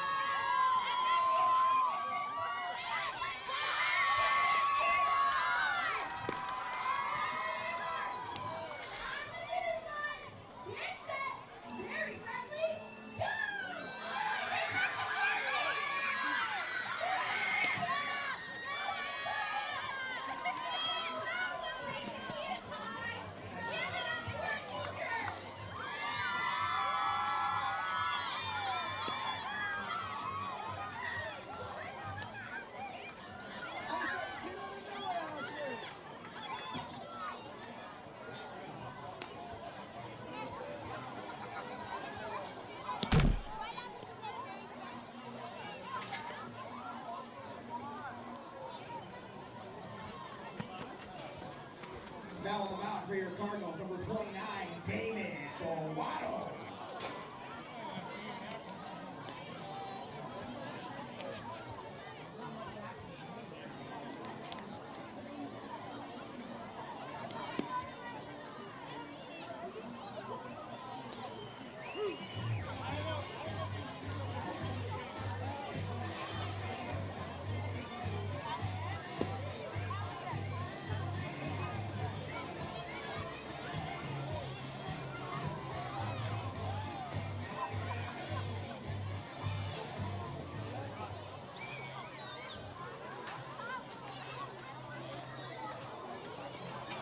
Stepping off the plate, center fielder number 21, Brandon Lupe. Cardinals preseason baseball here on Cable 14 as the Cardinals trail the Welland Jackfish by a 3-1 score. And pleased to be joined at this time by Cable 14 General Manager Jonathan Friedman. Jono, welcome up. It's a pleasure to be here with you, Reed, as always. It's great to have you. Again, another great season of Hamilton Cardinals baseball coming on Cable 14, and the meshing between the two organizations, Cable 14 and the Cardinals, has really been a big boost. And I think we're seeing it not just for the baseball club, not just for the TV station, but the IBL in general is on a real upswing. And it started with the Welland Jackfish, and now the Hamilton Cardinals following in that. It's fun, it's exciting, and it's bringing everybody Oh, you forward. captured it perfectly. No, exactly that. I mean, we see it. The IBL has really taken off over the past 2 years. In part, I give credit to Eric for that. I give credit to the Welland Jackfish. Yep. They have a great experience there, as does Barrie. Yep. As does, I think, London. I've been to a London game. I watched the Cardinals lose in London. That's right. But it's no question that it's the uptake and the excitement. And you know what? It's good ball. It is. And we're seeing that in the players that are arriving in this league. David Boato, by the way, on the hill for the Cardinals, as he'll issue a walk to open up the inning to Brendan Hupe, the center fielder. But you look up and down this Cardinals lineup, and it doesn't take you long to see the name of a World Series winner in Fernando Rodney. That's insane. I mean, and I got a chance to talk to him, meet him. What a great guy. So down to earth. And we did our sort of car wash day where we photos and videos of all the players. And there's more Dominicans than you can imagine. It's hilarious. They're all together. And it was great having them all on camera at once. But he's right at home. And Eric can tell you more about the house. And I'm going to ruin the story with Connor. Connor, who plays on, who's a pitcher from Manitoba. Is it Connor? Is it Connor? Connor Corey? Yeah. Yep. He was in the studio recently for Hammer Down, and he talked about, he's from Manitoba, and he's in the house, all Dominicans, and he was watching the Winnipeg Jets game. Jets win, and he's screaming around the house, and they're just all buying it. They're loving it, laughing and buying into it. Not knowing what's going on with hockey. We could teach him real quick, I think. 1-2 the count from Boano on to Sanford, the right fielder. And of course, I mean, he had a pretty good game to show it off to them as well, with the Jets making that incredible comeback late in the game. But this has been a real passion project for everybody at Cable 14, John. And we've seen it develop from year 1 with Eric to year 2 now to year 3. Cable 14 used to kind of pop in and out of a Cardinals season, and there wasn't the attention paid to the team locally. There wasn't the groundswell of support internally. All those things are together now as Sanford sends this one way deep into right field and gone. It's a 2-run home run for the Jackfish. Wow.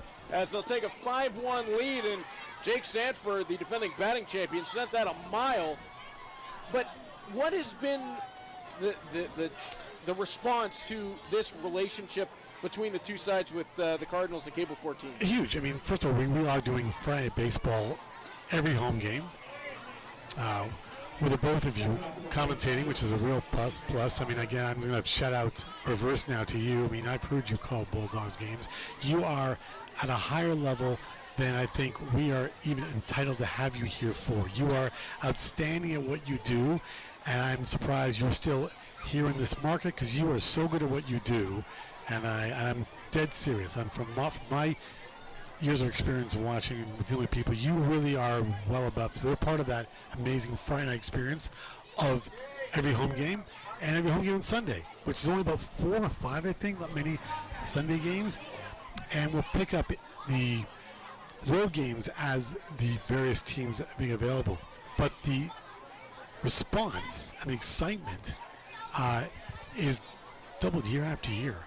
People really look forward to it. And again, yes, and Eric may hear this, it's up to the team to perform. Yeah. And if the team performs, are competitive, I tell you right now, I'll put a bet on the table, and I'll take both of you out for a nice steak dinner if I'm right or wrong. If I'm wrong, this team's competitive right through until the end. These stands will be filled. Yes. And packed. As 3-1 count here to Sam Crocker, you gotta believe it, because we've seen it in the last couple of seasons. Friday nights have been huge, and unfortunately last year we had some really bad luck with weather. But when we had some nice, clear Friday nights, the place was jammed. I got to imagine, a week and a couple of days from now for the home opener against the Brantford Red Sox, the excitement of having, Fernando Rodney being the poster guy for this season, but all the other additions that were made, Tyler Duncan returning, Tanner Rempel returning. Yep. The ability of the Cardinals to get out into the community, I know Rempel and Duncan have really led the way in that. It has created that groundswell that people want to be here at the park, I mean, obviously, if you It's an can't, event. If you can't be at the park, it's great to have you on. But it's an Cable event. 14 It's an with event. us, but It's an event. it's can't miss event now. No, it's Friday. It's Friday. It's baseball Friday nights. Family, whatever the event. You come out here, and Eric and his team. I hate to. I'm not going to leave his wife out because his wife plays a big part of this too. Yes. This is an event that, whether you're here live or watching televised or watching at Cable 14 or cable14.com, it is a great event to be at. John, one of the things that I find so amazing about what our Cable 14 crew does is in an era where local television has been contracted, Cable 14 continues to get better. How is it that you've managed to navigate through this and continue to improve on what this station has been able to do again and again? As Grayson Barrett sends that all the way back to the fence, and that'll be gloved down on the run by Tyler Duncan, one away. What we've done is really simple. I mean, it really is simple at the end of the day. Do not treat the content like community TV. It's a community TV channel. Doesn't have to look like community TV. Not this in Wayne's World, but that knowledge of what community TV looks like. Make the content enjoyable. Content is always going to be king. Yep. And if content's good, down to who's calling the game, like the two of you, like making a third camera in the field, which is a wireless camera, getting in there, doing stuff on Hammer Down with Jay and Mike, doing stuff. We even do our interviews. I mean, who we talk to, everything, airing even Bulldogs games on Friday night. That makes all the difference to making the channel a destination. Well, and from working with you and obviously with Brendan for years and Travis on doing those Bulldogs games and the quality of broadcast that this crew can put together, and with volunteers, with interns, with co-ops, with all the people that make it possible. It's really amazing when you can sit and say, hey, we'll put our broadcast up against anybody So anyway. my favorite story is the one you called out, and it was about, I guess, 4 years ago. Bulldogs down there at First Ontario, and the entire crew was female. Yes. An all-female crew of volunteers, and it was an unbelievable game. Yeah, they did an incredible job for us.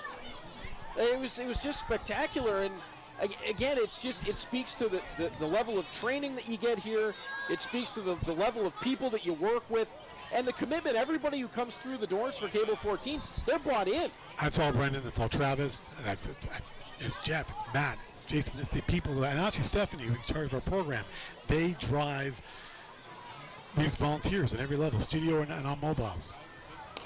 You know, I've been doing a little bit of teaching at Mohawk as well, and one of the things that I hear a lot is about the experiences that the students get at Cable 14 and how positive it is. And that's something that when I talk to the students, I say, go there. That's where I started, and I couldn't tell them enough good things about the growth and the development of the station in the years that I've been involved with it. So I'm trying to help continue that along and send people on the same path that I started. No, you have a deep involvement in 14. I mean, I'm only a rookie. I'm a rookie here. I've only been here 4 and a bit years, but you've got a great history with Cable 14. 15 years now. Wow. Didn't know that. That's amazing. Again, I want to shout out once again for the experience here and the partnerships with Eric and his wife, Anna.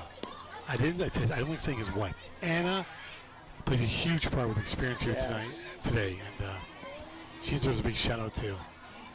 And we've got a school day game again today, and you know, I remember doing this for the Bulldogs and the uptake that we saw in the community, but to see this, I mean, years ago you would not have seen this for the Hamilton Cardinals, and now with Eric and Anna leading the way, this is spectacular. There's over 3,000 people here. I mean, it's insane. It's incredible. I remember Brendan telling me, he goes, oh, yeah, I remember games coming here. It was like 10 people. Yep. There were and again, it's a school day game, but it's 3,000, and it's packed. And I believe David Boato is going to come out of this ball game as 1 out in the inning. He's given up the 2 runs. The 2 runners on base do belong to him at this point. I think that's Drew Mainprize that's going to make his way into the ball game. And Jono, you gotta run because you're part of this production. Not today. Today it's all Brendan. It's all Brendan and Kane. But thanks for being up here with us. It's always a pleasure to have you both very along. much. Thanks a lot, guys. Thank you. We'll have you back on anytime. As Jono departs, True Main Prize enters the ball game, and Neil is back on headset. Neil, pretty cool to see David Boato take a hill that his dad's been on before. That it is, but yeah.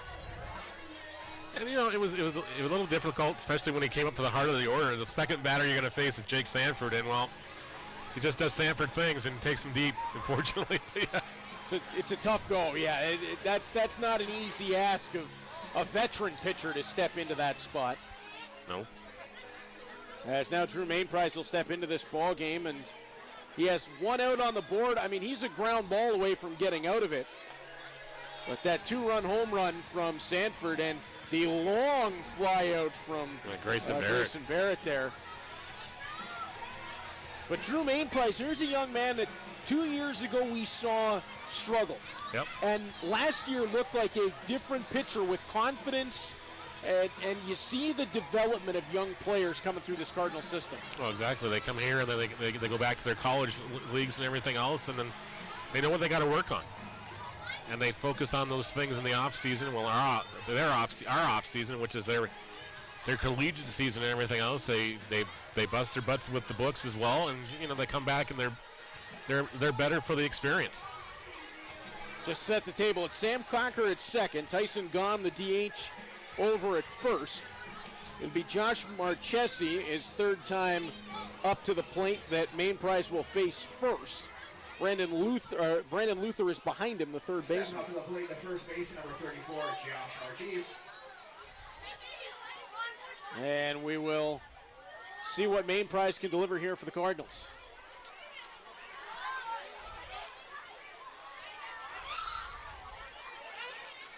A ground ball would likely get them out of the threat as the ball pops up and over. Johnston, who tries it to third, just not quite in time.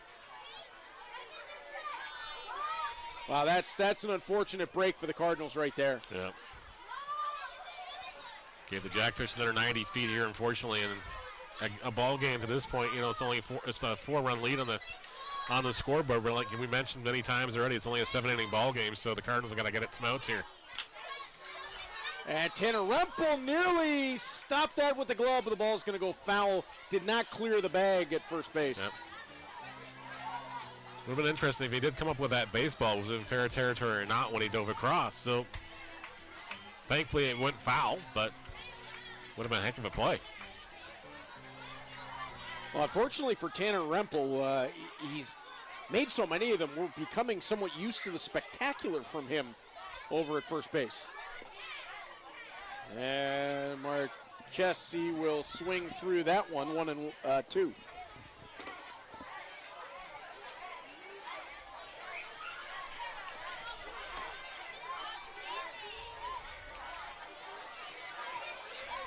Oh, there's something in the grass there that needed to be collected. Some of the sunflower seeds or something, or a glove or something. Yeah, didn't get a good look at what it was. Ooh, Main Prize delivered that one high. Marchesi had to turn back. Some communication going on between Gom and Cocker as to what to do here. And time has been called.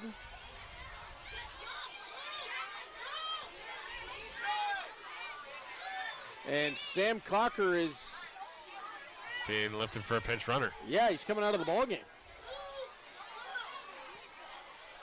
I think they realized it was a 7-inning ball game. It's like, oh yeah, we're supposed to get some guys in. Okay.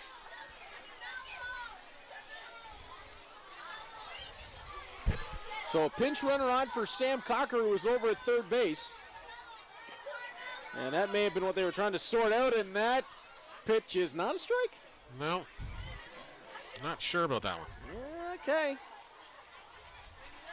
Full count to the first baseman, Marchesi. Not really sure where Main Prize could have thrown that one better, but he'll get the strikeout swinging as Main Prize steps on for the K. And Brandon Luther, or we are assuming it's Brandon Luther, will bat with 2 away here. Yep. Brandon Luther steps in. There is activity in the Jackfish bullpen. I am not sure if that's Danny Howard or not, because I can't tell.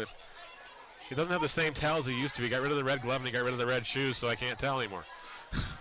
Yeah, I can't even get the number just yet. Ball on the ground to second base. That'll be handled by Brown. DeRempel at first.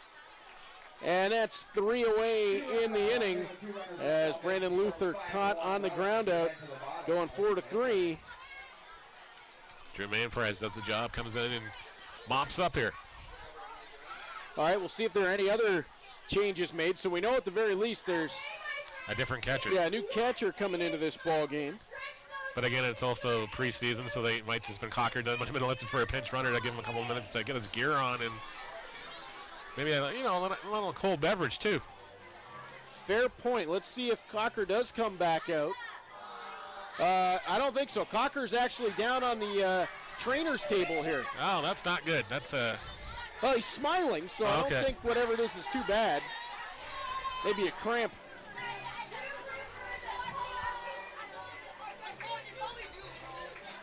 And it's the impressive junior call-up that's headed back to the hill for the Jackfish.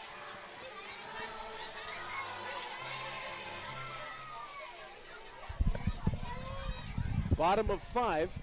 Cardinals trailing by a 5-1 score. And they got the outfit, they've got the pitcher on warming up in the bullpen on screen, but unfortunately I can't see it. Actually, it's the crowd out there. There's Sam Cocker on the trainer's table, so he's not coming back out to catch. No, he ain't coming back out. And maybe they just realized, oh yeah, our catcher's down in the bullpen. He might need to go right into the ball game. I think that's exactly what just happened. Yep. Hey, get in there. You're in. There's been a lack of communication. Yep. Wait, no, that's a different catcher going in. What do we got going on here? Maybe he's telling him, by the way, the guy is ready now. Oh, wait, hang on. No, he is going in. So 2 guys came out of the dugout wearing catcher's gear. 2-man answer. Nobody goes out to the field. Okay. I think that's Greg Marco actually down there catching right now. So we'll see if he stays in as the catcher, because there was somebody, I didn't catch the number, but somebody came out in catcher's gear and walked towards the dressing room. Maybe they forgot their mask. That's why Marco's out there. That is very possible. Sorry, I should say Officer Marco, but that's okay. Sam Cocker is moving back towards the dugout, so I think he's all right. What if he just cramped? It's possible. Which you're not going to take that chance. No, not in a preseason game. No. We saw the London Majors hobbling around yesterday as well, because they had 3 guys that looked like they got hurt in a span of an inning and a half. All right, so now we've got a catcher in. Yep. Wearing, it appears to be 25. So I think that's Tyson Gom. He's gone from the DH spot to the catcher spot, which, it can happen. Yeah, that'd be Tyson Gom, who's 25. Okay, so wait and see who takes Gom's spot in the batting order. Well, Gom's still in the batting order. He's in the DH spot now. He's just going to be... Oh, sorry, who takes Cocker's spot? Yeah. And I'll get there eventually. It's preseason for everybody. It's okay. Yeah, You've been calling hockey for the last 6 months. Good point. 82 games this season total? That's a lot. It's a lot of games. It's a lot of games, yeah. Should have been more, darn it. It's all right. There's always next year. Yeah. It'll be a good team. As Tyler Duncan looks at a first pitch strike.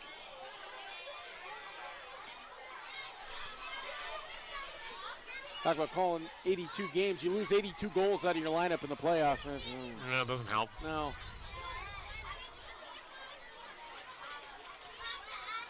Duncan fouls that one back into the screen. 0-2.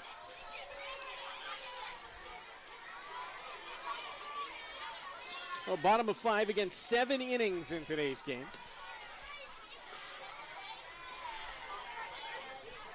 So the Cardinals time at a premium here if they would like to mount a comeback.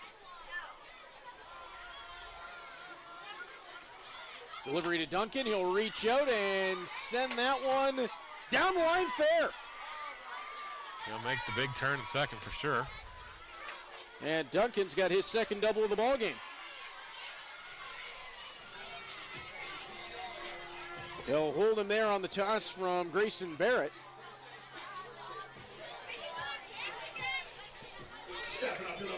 And now Josh Williams, who darn near sent one out of this ballpark his last time up. Yeah. There'll be another one lobbying for the fences to come in. Yeah, no kidding. He didn't need 10 feet. He only needed 2 or 3, I think. Yep. It's pretty much off the Lifelabs sign in right center. And whoa, he took a healthy cut at that one. Off the bottom of the barrel. Of course, Lifelabs is now the proud sponsor of Friday Night Baseball.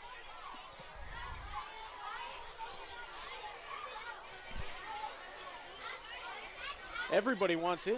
They do. Everybody wants in.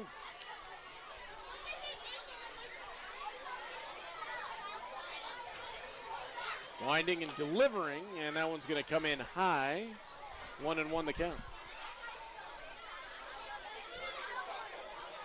Yeah, Lifelabs has the premium sign space in the outfield as well, right next to Cable 14. That they do.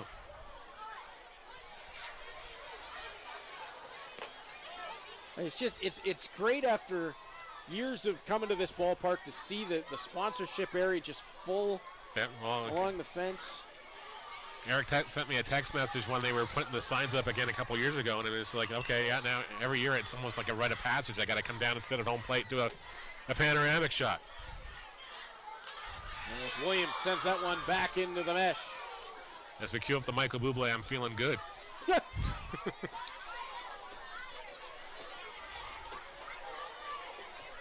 love the custom Denninger sign, too. Yeah, it's like fantastic. Right below the scoreboard. It stands out. As Williams looking for the 2-2. And got caught swinging onto the outside, one away. Like you kind of hope there's a photo opportunity in front of the signs here. Tanner Rempel step in. Rempel is 0 for 1. He's been hit by a pitch and flown out to center field in the contest. As the Jackfish still lead this one by 4 at 5-1 here in the bottom of the 5th inning. And again, we've talked about it before. The Cardinals have had base runners. It's not that they haven't had opportunity. They haven't been able to get them across. He's missing the timely hitting today. A bit of bend but don't break from the Jackfish, and a wild pitch is going to move Duncan up to third. I thought at first Rempel got that off the arm, but I thought so too. Well, that's how it happened to him last time, but he almost got that one too. Just cut inside. So it'll be a wild pitch that allows Duncan to go to third. And the Cardinals are 90 feet from clawing one back. And these kids have been very vocal for 5.5 innings. Absolutely. Can the Cardinals give them something to really cheer about here? Rempel underneath it. I think it's going to be enough. Hupe brings it down. The throw home, and Duncan slides in. Sac fly, RBI for Tanner Rempel. Got the job done, brought a run home, and now the deficit is 3 at 5-2.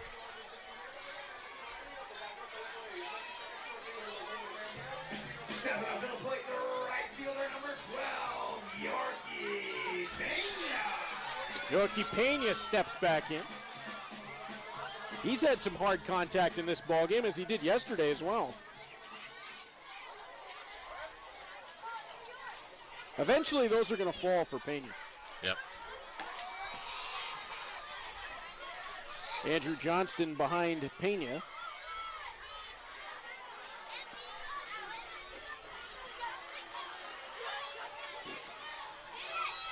And the young man on the hill for Welland continues to do a really nice job as he gets out ahead of Pena here. 0-2.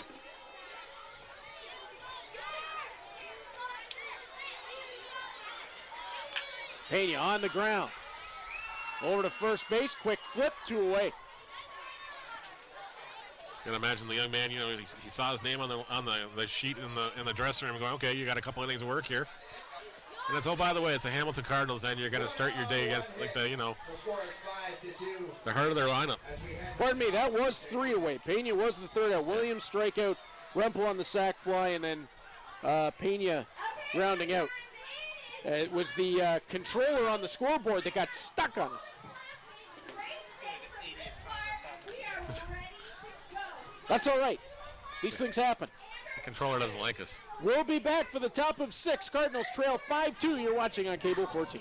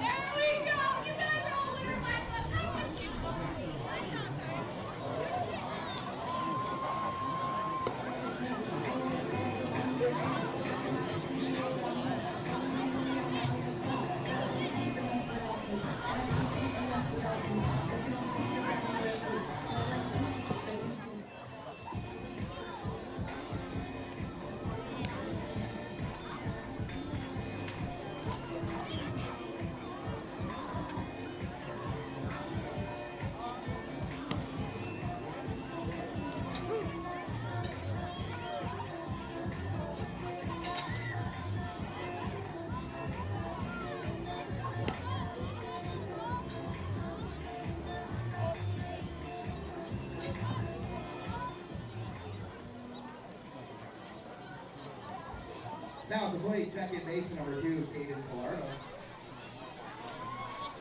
Caden Falardo to lead off for the top of the 6th inning, and we've got a change in left field as Justin Groves will get his first appearance at Bernie Arbor Stadium.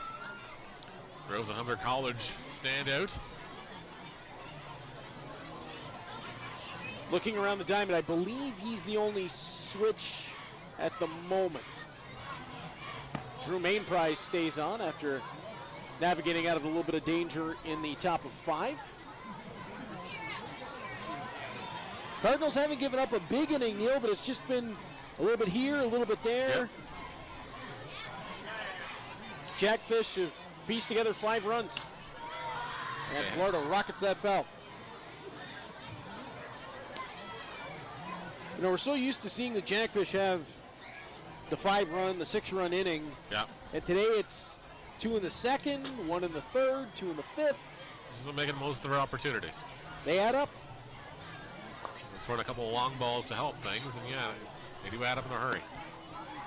Yeah, especially on the long ball and that 2-run home run by Sanford that really extended that gap, because with the run that came across in the bottom of 5 for the Cardinals, that's the difference between a 5-2 game and a 3-2 game. Yep. Mainprize 3-1, and this one launched down the line. Just barely foul in right field. It's such a tough play for the plate umpire to have to make that call out as well. I thought, you know, in a 2-man system, that's the plate umpire's call, unfortunately. Ooh, that is not an enviable spot, especially when it's that tight. Yep. You know, it does make sense in that spot for it to be the plate umpires. This one sent back up the middle by Falardo. DeCastro grabs, delivers, got him at first. As opposed to the first base umpire in that spot, who would have to turn and relocate the ball. Yep. The plate umpire, who at least has eyes on it, although he's way down the line. yeah,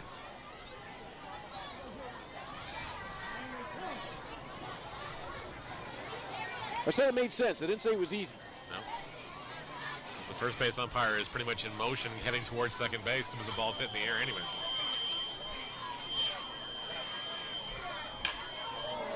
And Jonah Weisner is going to send this one deep to right field. And it's a third home run in the ball game for the Jackfish, all to right field. As Weisner sends that out, and it's a 6-2 ball game. Jackfish take back that 4-run lead here. On the solo blast by Weisner. And that'll lead to Brandon Hupe stepping in. Stepping up to play center field, number 21, Brandon Lupe.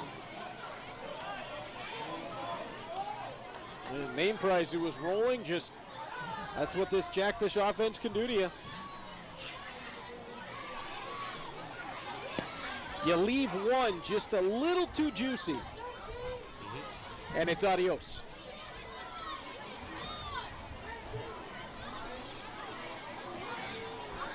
Main prize starts out ahead of Hupe. Delivers that one outside. 1-1 the count.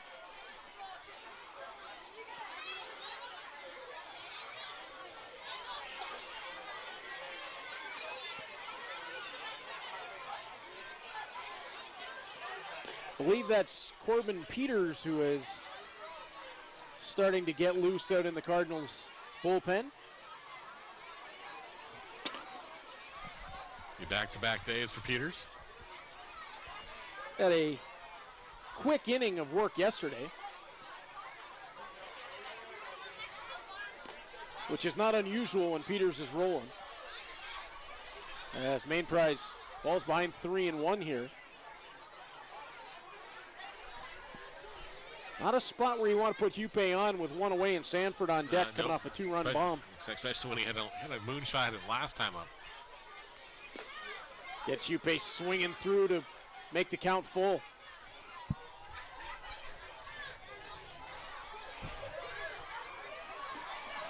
Yeah, Barrett hit the ball a mile, Weisner hit the ball a mile, but Jake Sanford, I mean, that one, that still might not have come down. No.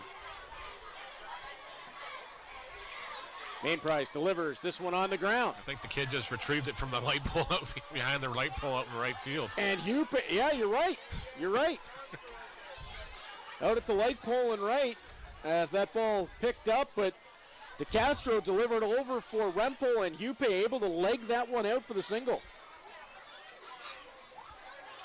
That's just great speed, Neil. Not a whole lot more could have been done. No. Now, if you're main price, you'd love to have a ball on the ground again. And try to double up Sanford. Not going to be easy to pull off. You just saw the speed of Hupe. The main prize will open him up with a strike.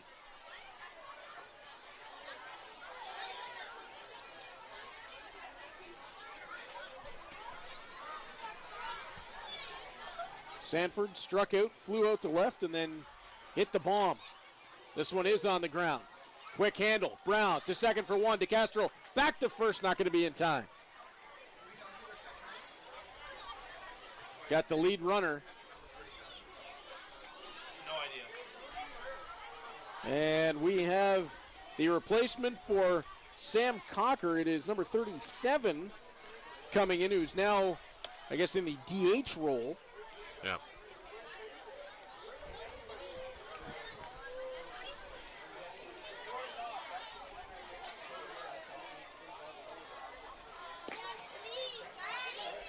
Unfortunately, we do not have a name. That was you not.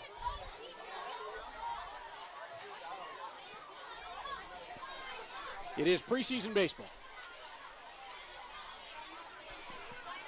And that ball on the ground. 1-1.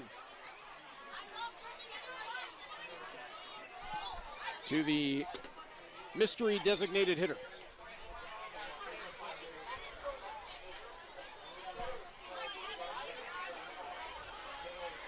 And his main prize has the look in to Johnston.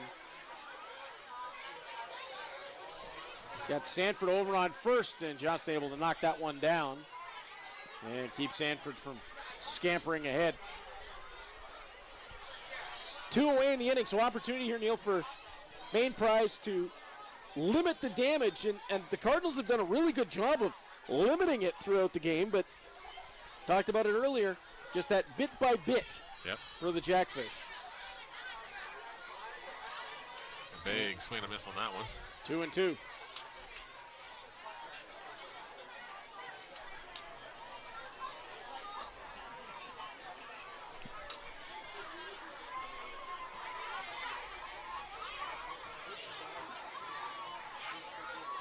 As Main Prize will have to look in on the 2-2. Got the swinging strike 3. So Drew Main Prize, effective in his time in the ball game, surrenders just the 1 run on the home run to Weisner.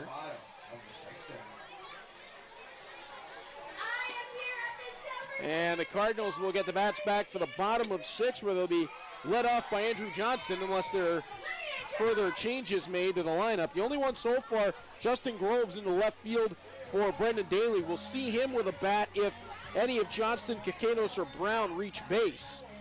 And it looks like we got a new pitcher on the hill as well. We're number 38.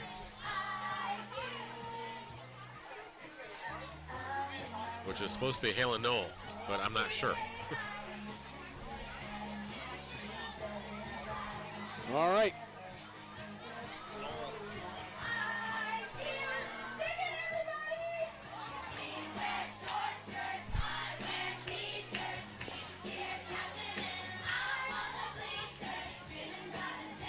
So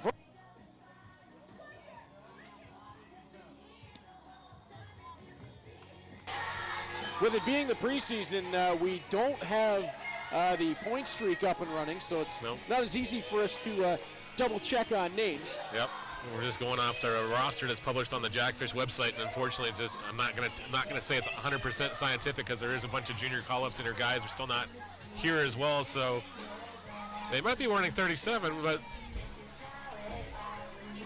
numbers could be being borrowed. Yep.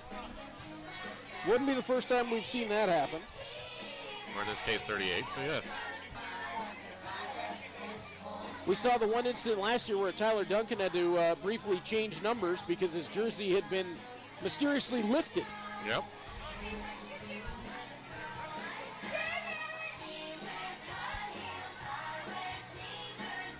So we'll see if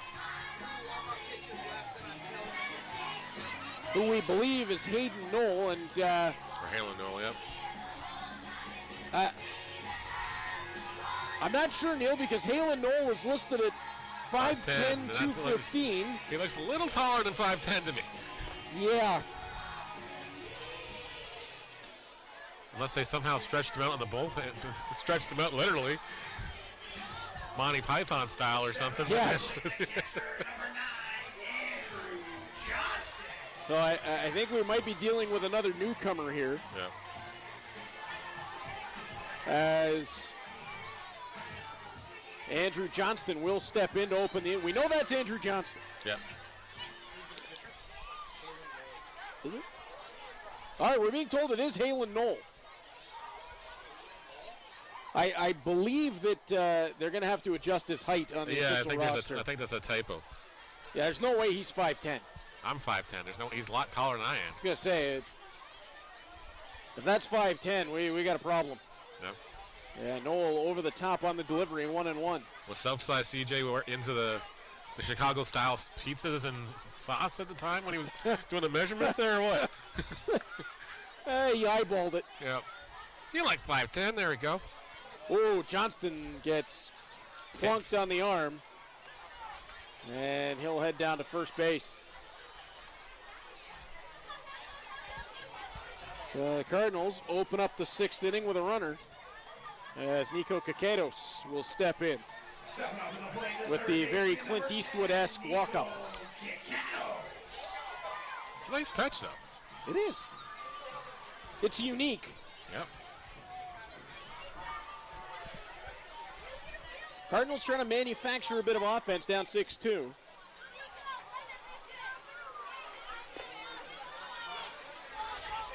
Almost a bit of a hitch in that overhand delivery from Knoll. Can see how that would throw off a batter.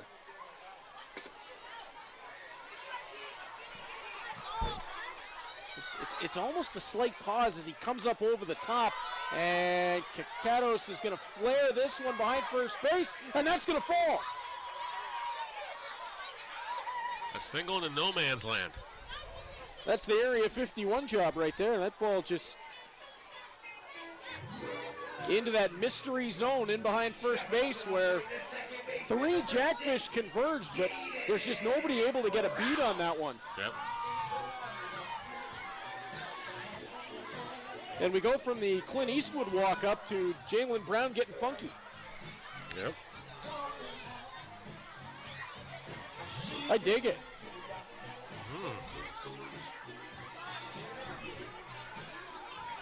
If Jaden Brown rips one to right field like we saw yesterday, he's got the potential to score a pair here.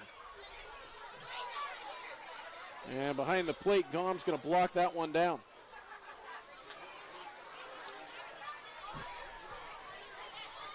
Brown could tighten up some collars on that Welland side in a hurry.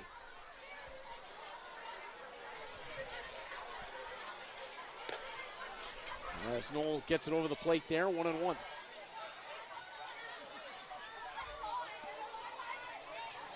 Johnston up to second after the hit by pitch. Kakatos with the single into no man's land.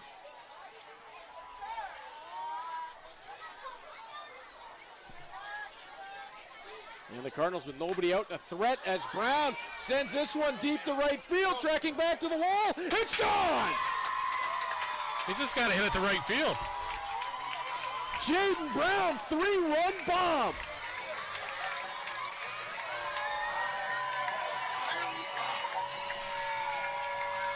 Cardinals back to within 1.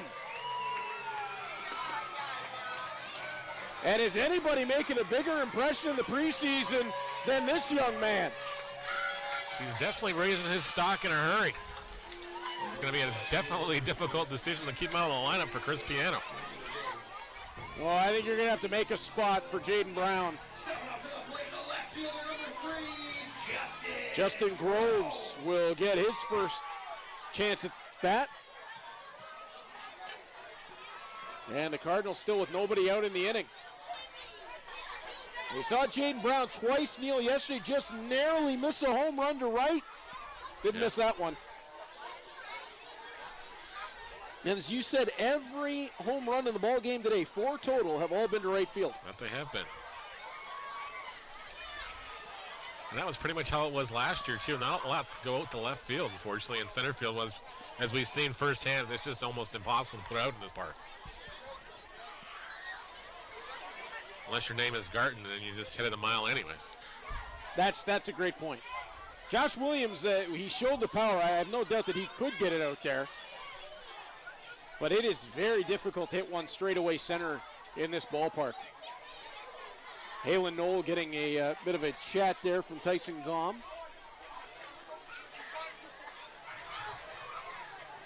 And how quickly things can turn. Knoll thought he had induced a pop-out on Kakatos until it fell in behind first base. Just a great spot for the Cardinals. And Knoll got that one across for strike 1.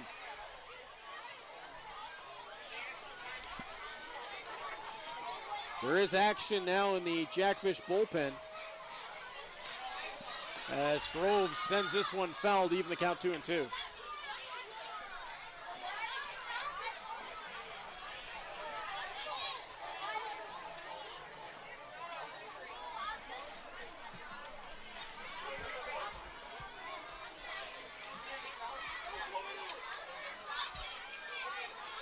Delivery from Knoll. Groves on the ground. He'll try to leg this one out to first. Toss across. Oh, what a split play. Marchesi. Well, we've talked about the athleticism of Tanner Reppel at first base. Marchesi stepping out to take that one away from Groves. Another guy that looks like he definitely played some hockey in his day because he's with the glove save there. Split stop. So one away with Raquelbin De Castro stepping in. DeCastro trying to get somebody aboard here for Tyler Duncan behind him.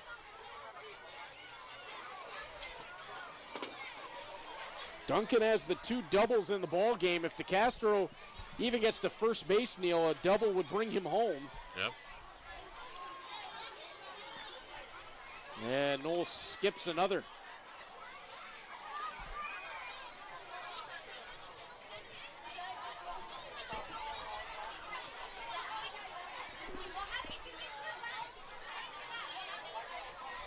Knoll with the look in. DeCastro on the ground to third. He's going to try to beat that out to first base. He's not going to have the time as the scoop and the delivery from Luther makes it 2 down with Tyler Duncan.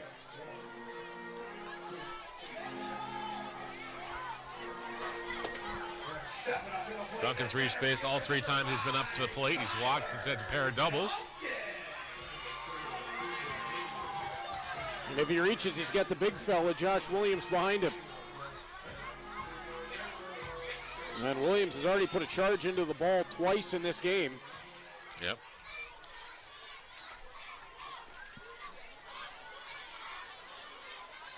As Knoll delivers, strike 1.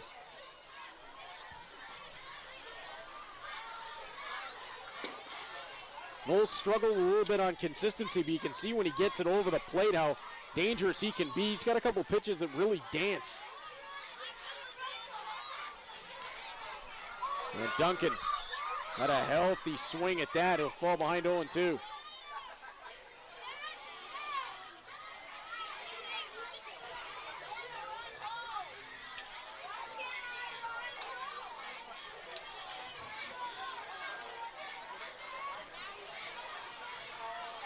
And Duncan will set.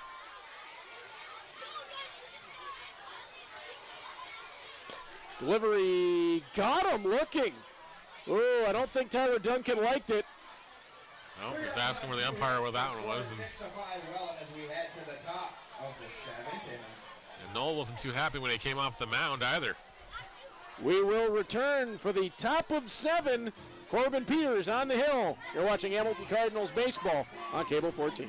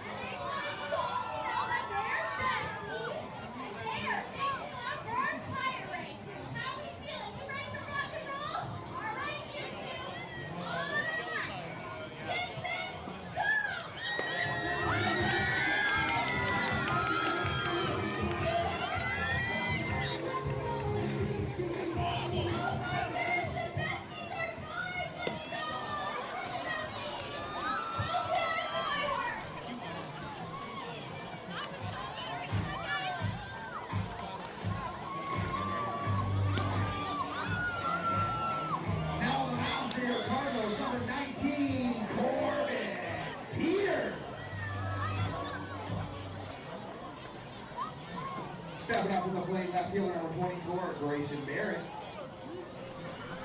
Top of the 7th inning, and the last inning of play for this one, as the Welland Jackfish to face Corbin Peters stepping to the hill. And Niels, we've been talking about all ball game with it being preseason. It was not, in fact, Halen Knoll. No, on the it hill was for the not. Jackfish. I got 2 different text messages from 2 different people from the Jackfish saying it's not Halen Knoll. That's all. They didn't tell me who it was, but you know. Well, we can only do our best. Yep. Our apologies. As the ball delivered on the ground, Barrett running on his Cacados. He'll fire to first. Not going to be in time as Barrett legs out the infield single.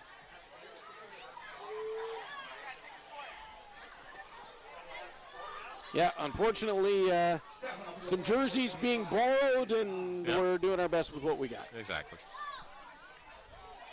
Unfortunately, we weren't also presented lineup cards either, so it's not like we can go, okay, look at the list and say, okay, it's this guy. Yeah. It's preseason. Yep, hey, these things happen. We're not expecting anybody to be perfect in preseason. As Corbin Peters will wind and deliver, and Peters with gas gets Gomes swinging for strike 1.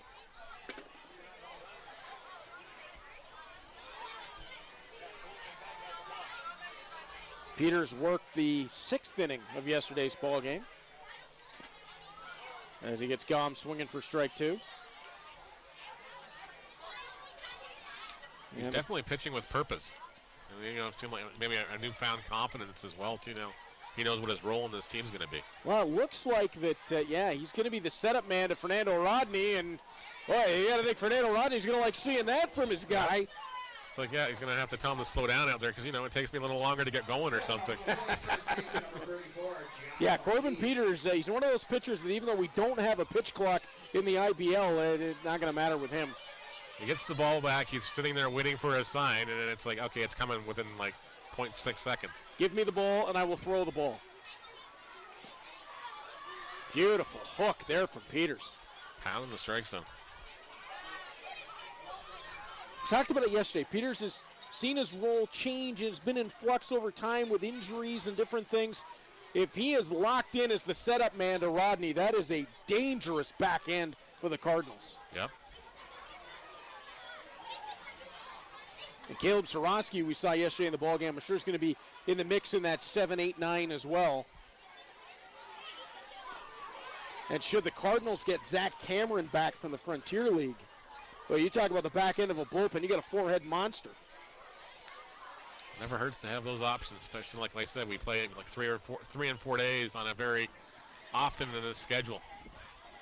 Now that said, I don't know that the Cardinals will get lucky enough to have Cameron come back in as if he shows off the fastball off-speed combination at the Frontier League level that he showed off here last year. Yeah. He may not be coming back. No. And it really boils down to what Ottawa needs in that bullpen too. So it's like. But if you're a Cardinals fan, you can certainly dream as the count goes full. Yep. Couldn't tempt Marchesi to chase. Marchesi does have 2 strikeouts in the ballgame. Peters delivers and couldn't get him to go after the off speed. And it's runners on first and second.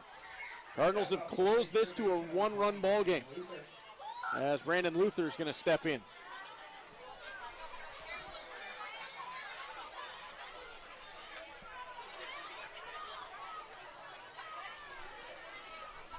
Don't see anybody warming in the Jackfish pen, so we may see the junior call-up come back out for the 7th. Yep.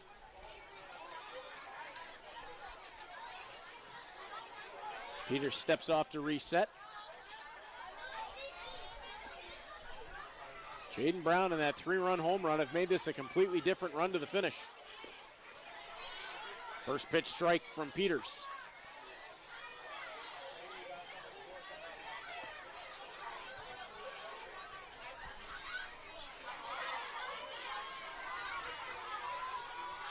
Peters left a long look into Andrew Johnston. Delivers on the off speed and oh boy. It's the preseason, but yep. I just don't know where you want Peters to put that hook.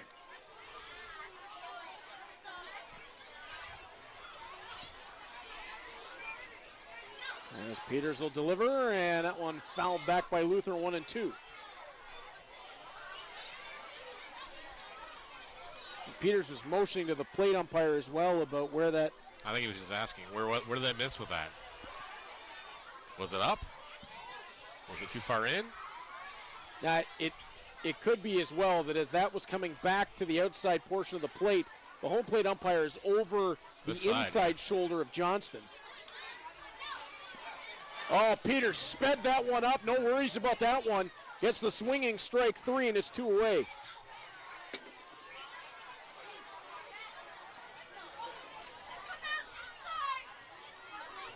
And it's a different batter as it's number 7 entering the game for the Jackfish. Well, that is not who we usually think that is. I was just going to say, it didn't look like him. No, that's not Greg Markham. No.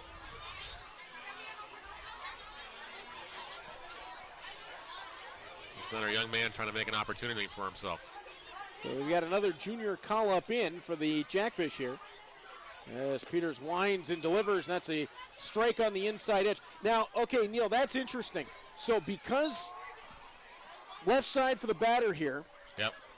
home plate umpire is over the left shoulder now of Johnston. Yep. That last pitch was the same spot that the curveball was a ball, but now that the plate umpire has adjusted as it's swinging strike 2, Yep. it was a strike.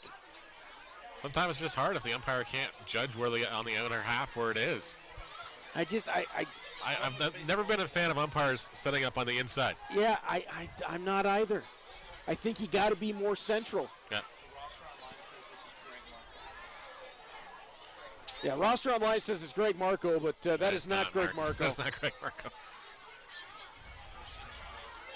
As the wind and delivery, and Peters gets the staring strikeout. 3 Ks in the inning. And Neil, the Cardinals will have Josh Williams to start the bottom of 7.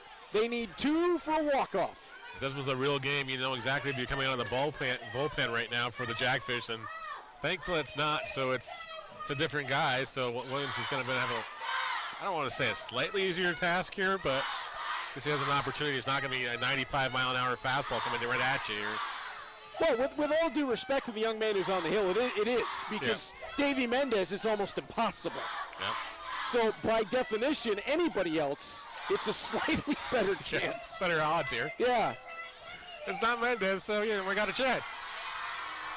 Yeah, if you were getting in a regular game to the 9th inning against the Jackfish and said, Davey Mendez or anybody else, I will take anybody else. Anybody but Davey. Yeah, it is a slightly better odd. Now, that doesn't mean it's all that much better, but... No. I saw firsthand, again, in the semifinal series when he came into Guelph, and I'd never seen him pitch that long into a ball game, but my goodness, you were going to have to take that ball out of that guy's hand. You'd have to knock him out to take the ball out of his hand in that game. Yeah, you think I'm a one-inning guy? No. I can go when I have to. Okay. And who's going to tell him no? No. And talking to the guys about him, he's a better human than he is a ball player. So it's just like... Well, that's the best part. It's like he's one of these guys I hope I get a chance to sit down and chat with. And probably won't be a lot of English in it, but I'll be having to use Google Translate or something just to get through it. Or have somebody that speaks a lot of Spanish sitting beside me and not driving me around here. Like, this guy doesn't know what he's talking about. Just ignore what he's saying. Say whatever you want to say back to him. Maybe Luis Bernardo can give you a hand. Yeah, maybe. Those guys don't know each other.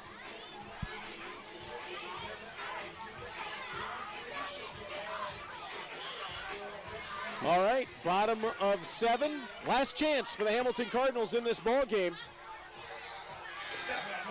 And Josh Williams, the big fella, with the Cardinals one swing of the bat away from tying the game. Now in preseason, I believe, if it's tied, it's dead. It's dead. We had that last year. Yep. That's right. That's right. We did. So can the Cardinals get at least a split in the ball game, or a walk-off would certainly ignite the fans? And yep. Now some of the schools, see, I understand there's bus companies in that. It's a one-run game. Let the kids stay until the end of the ball game. Reed is climbing off the soapbox once again. Yeah, it was a short trip. I wasn't making the short joke there. No, we need Troy for that one. We need that Troy. Yeah. Troy would have been all over our headset for that one. Yeah. I'm fully expecting a text message at any time. You let him off the hook. Yeah, he's not going to be happy with you about that one. 1-1 is Williams on the swinging strike. See, I get to a point where during the hockey season, I just have to start making the jokes about myself so I don't give him the opportunity. Oh, Williams got tantalized by that one and swung too far outside. 1-2 the count. I think he might want that swing back. Yep. He knew it right away, too. He tried to put the brakes on, but it was too late.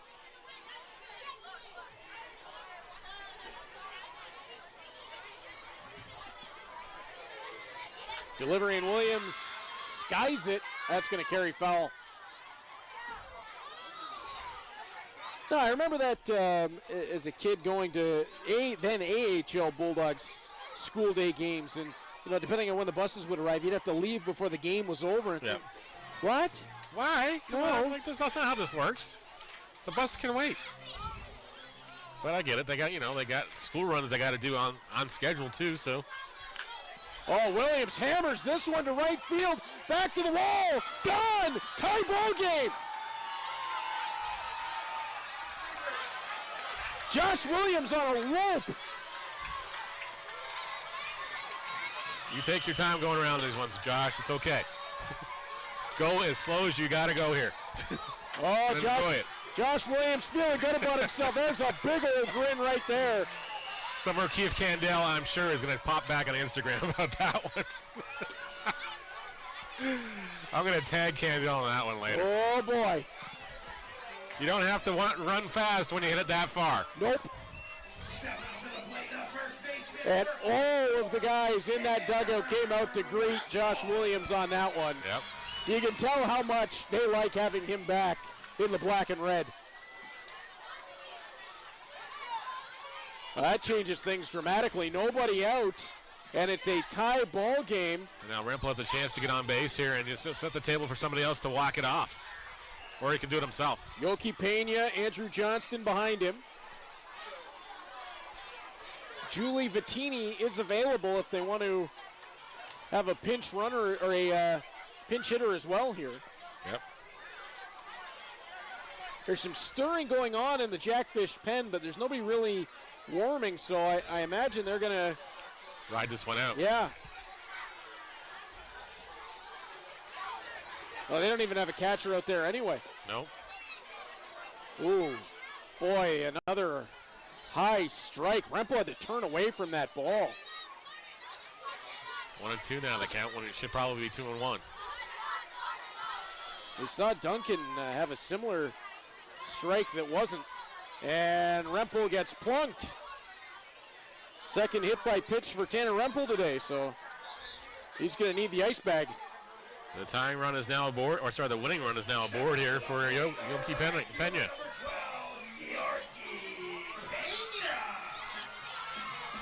Got to set that Alexa reminder. Go down and find out his actual pronunciation. Yeah, 3 different pronunciations we've heard of his first name. Yoki Pena has an opportunity to make a big impact to his new teammates.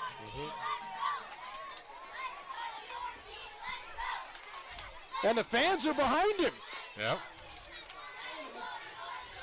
Wow, that one was outside, and yeah, we'll just leave it at that. Yeah, Tyson Gom brought it back in, but I think even he was surprised that that got called a strike. And that one gets away from the catcher. Skip through to the backstop. Rempel up to second, nobody out. We're now a single away from winning this ball game. Raquelbin DeCastro's trying to get the young kids in attendance here going as he's sparking them. He's talking to the kids behind him in the silver seats. Yep. Cheering on Yoki Pena at the plate. Delivery, and that one is the ball.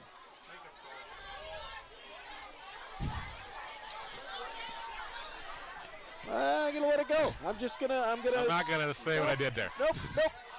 Nope. Pena skies that one, but it's gonna be up and down for Gom. One away. Andrew Johnston will step in. Winning run at second base for Johnston. Outfield is playing so far deep here. Anything drops in front, it's ball game over anyways. Anybody who's got the guts to use this as a walk-up song, I want to see them hit a walk-off. Yep. We have got to find out the story behind that. That's going to be my task tonight. Okay.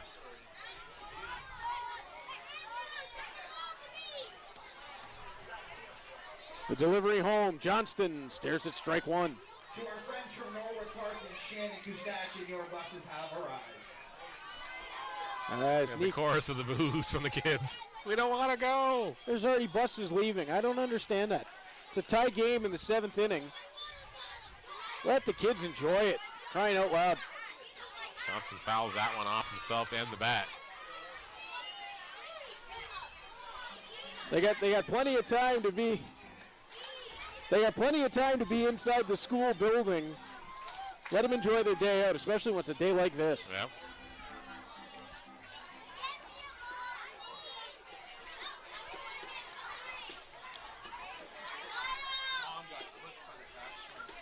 Ouch.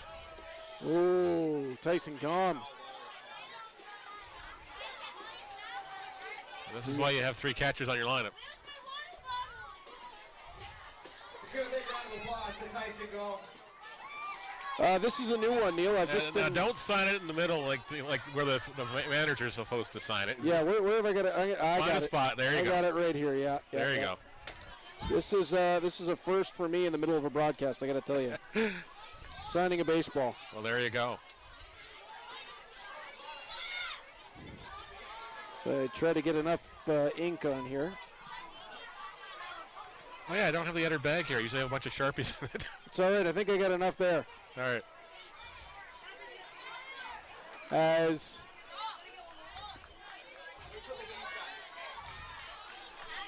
Nico Cacados. Oh, pardon me. It's Andrew Johnston as Rempel slides up to third. Yep. Now 90 feet away, so a ground ball through a hole here or a fly ball in the outfield. That's the ball game. Infield is now in right on the edge of the grass. Is Reed still taking care of his autographs obligations here? Johnston takes a big hack at that one. I think the marker ran out. And goes down on strikes. As Johnston is just a few feet away now. Nico Cacados will come up. The third baseman, number 10, Nico Cacados. Cacados comes up and has an opportunity to either win this one or end this one. Yeah, one way or another, we're going to, well, unless it's a walk. Unless it's a walk. And the junior who is wearing Halen Knowles' jersey, Yep. opens this at bat with a strike call.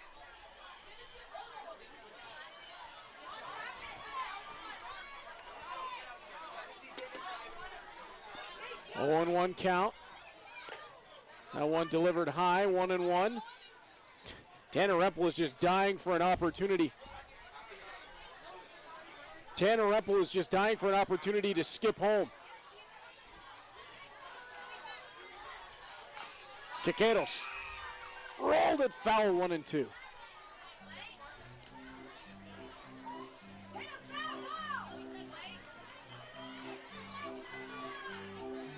That Cardinals dugout, Neil, they're ready to explode if Tanner Rempel gets brought home here.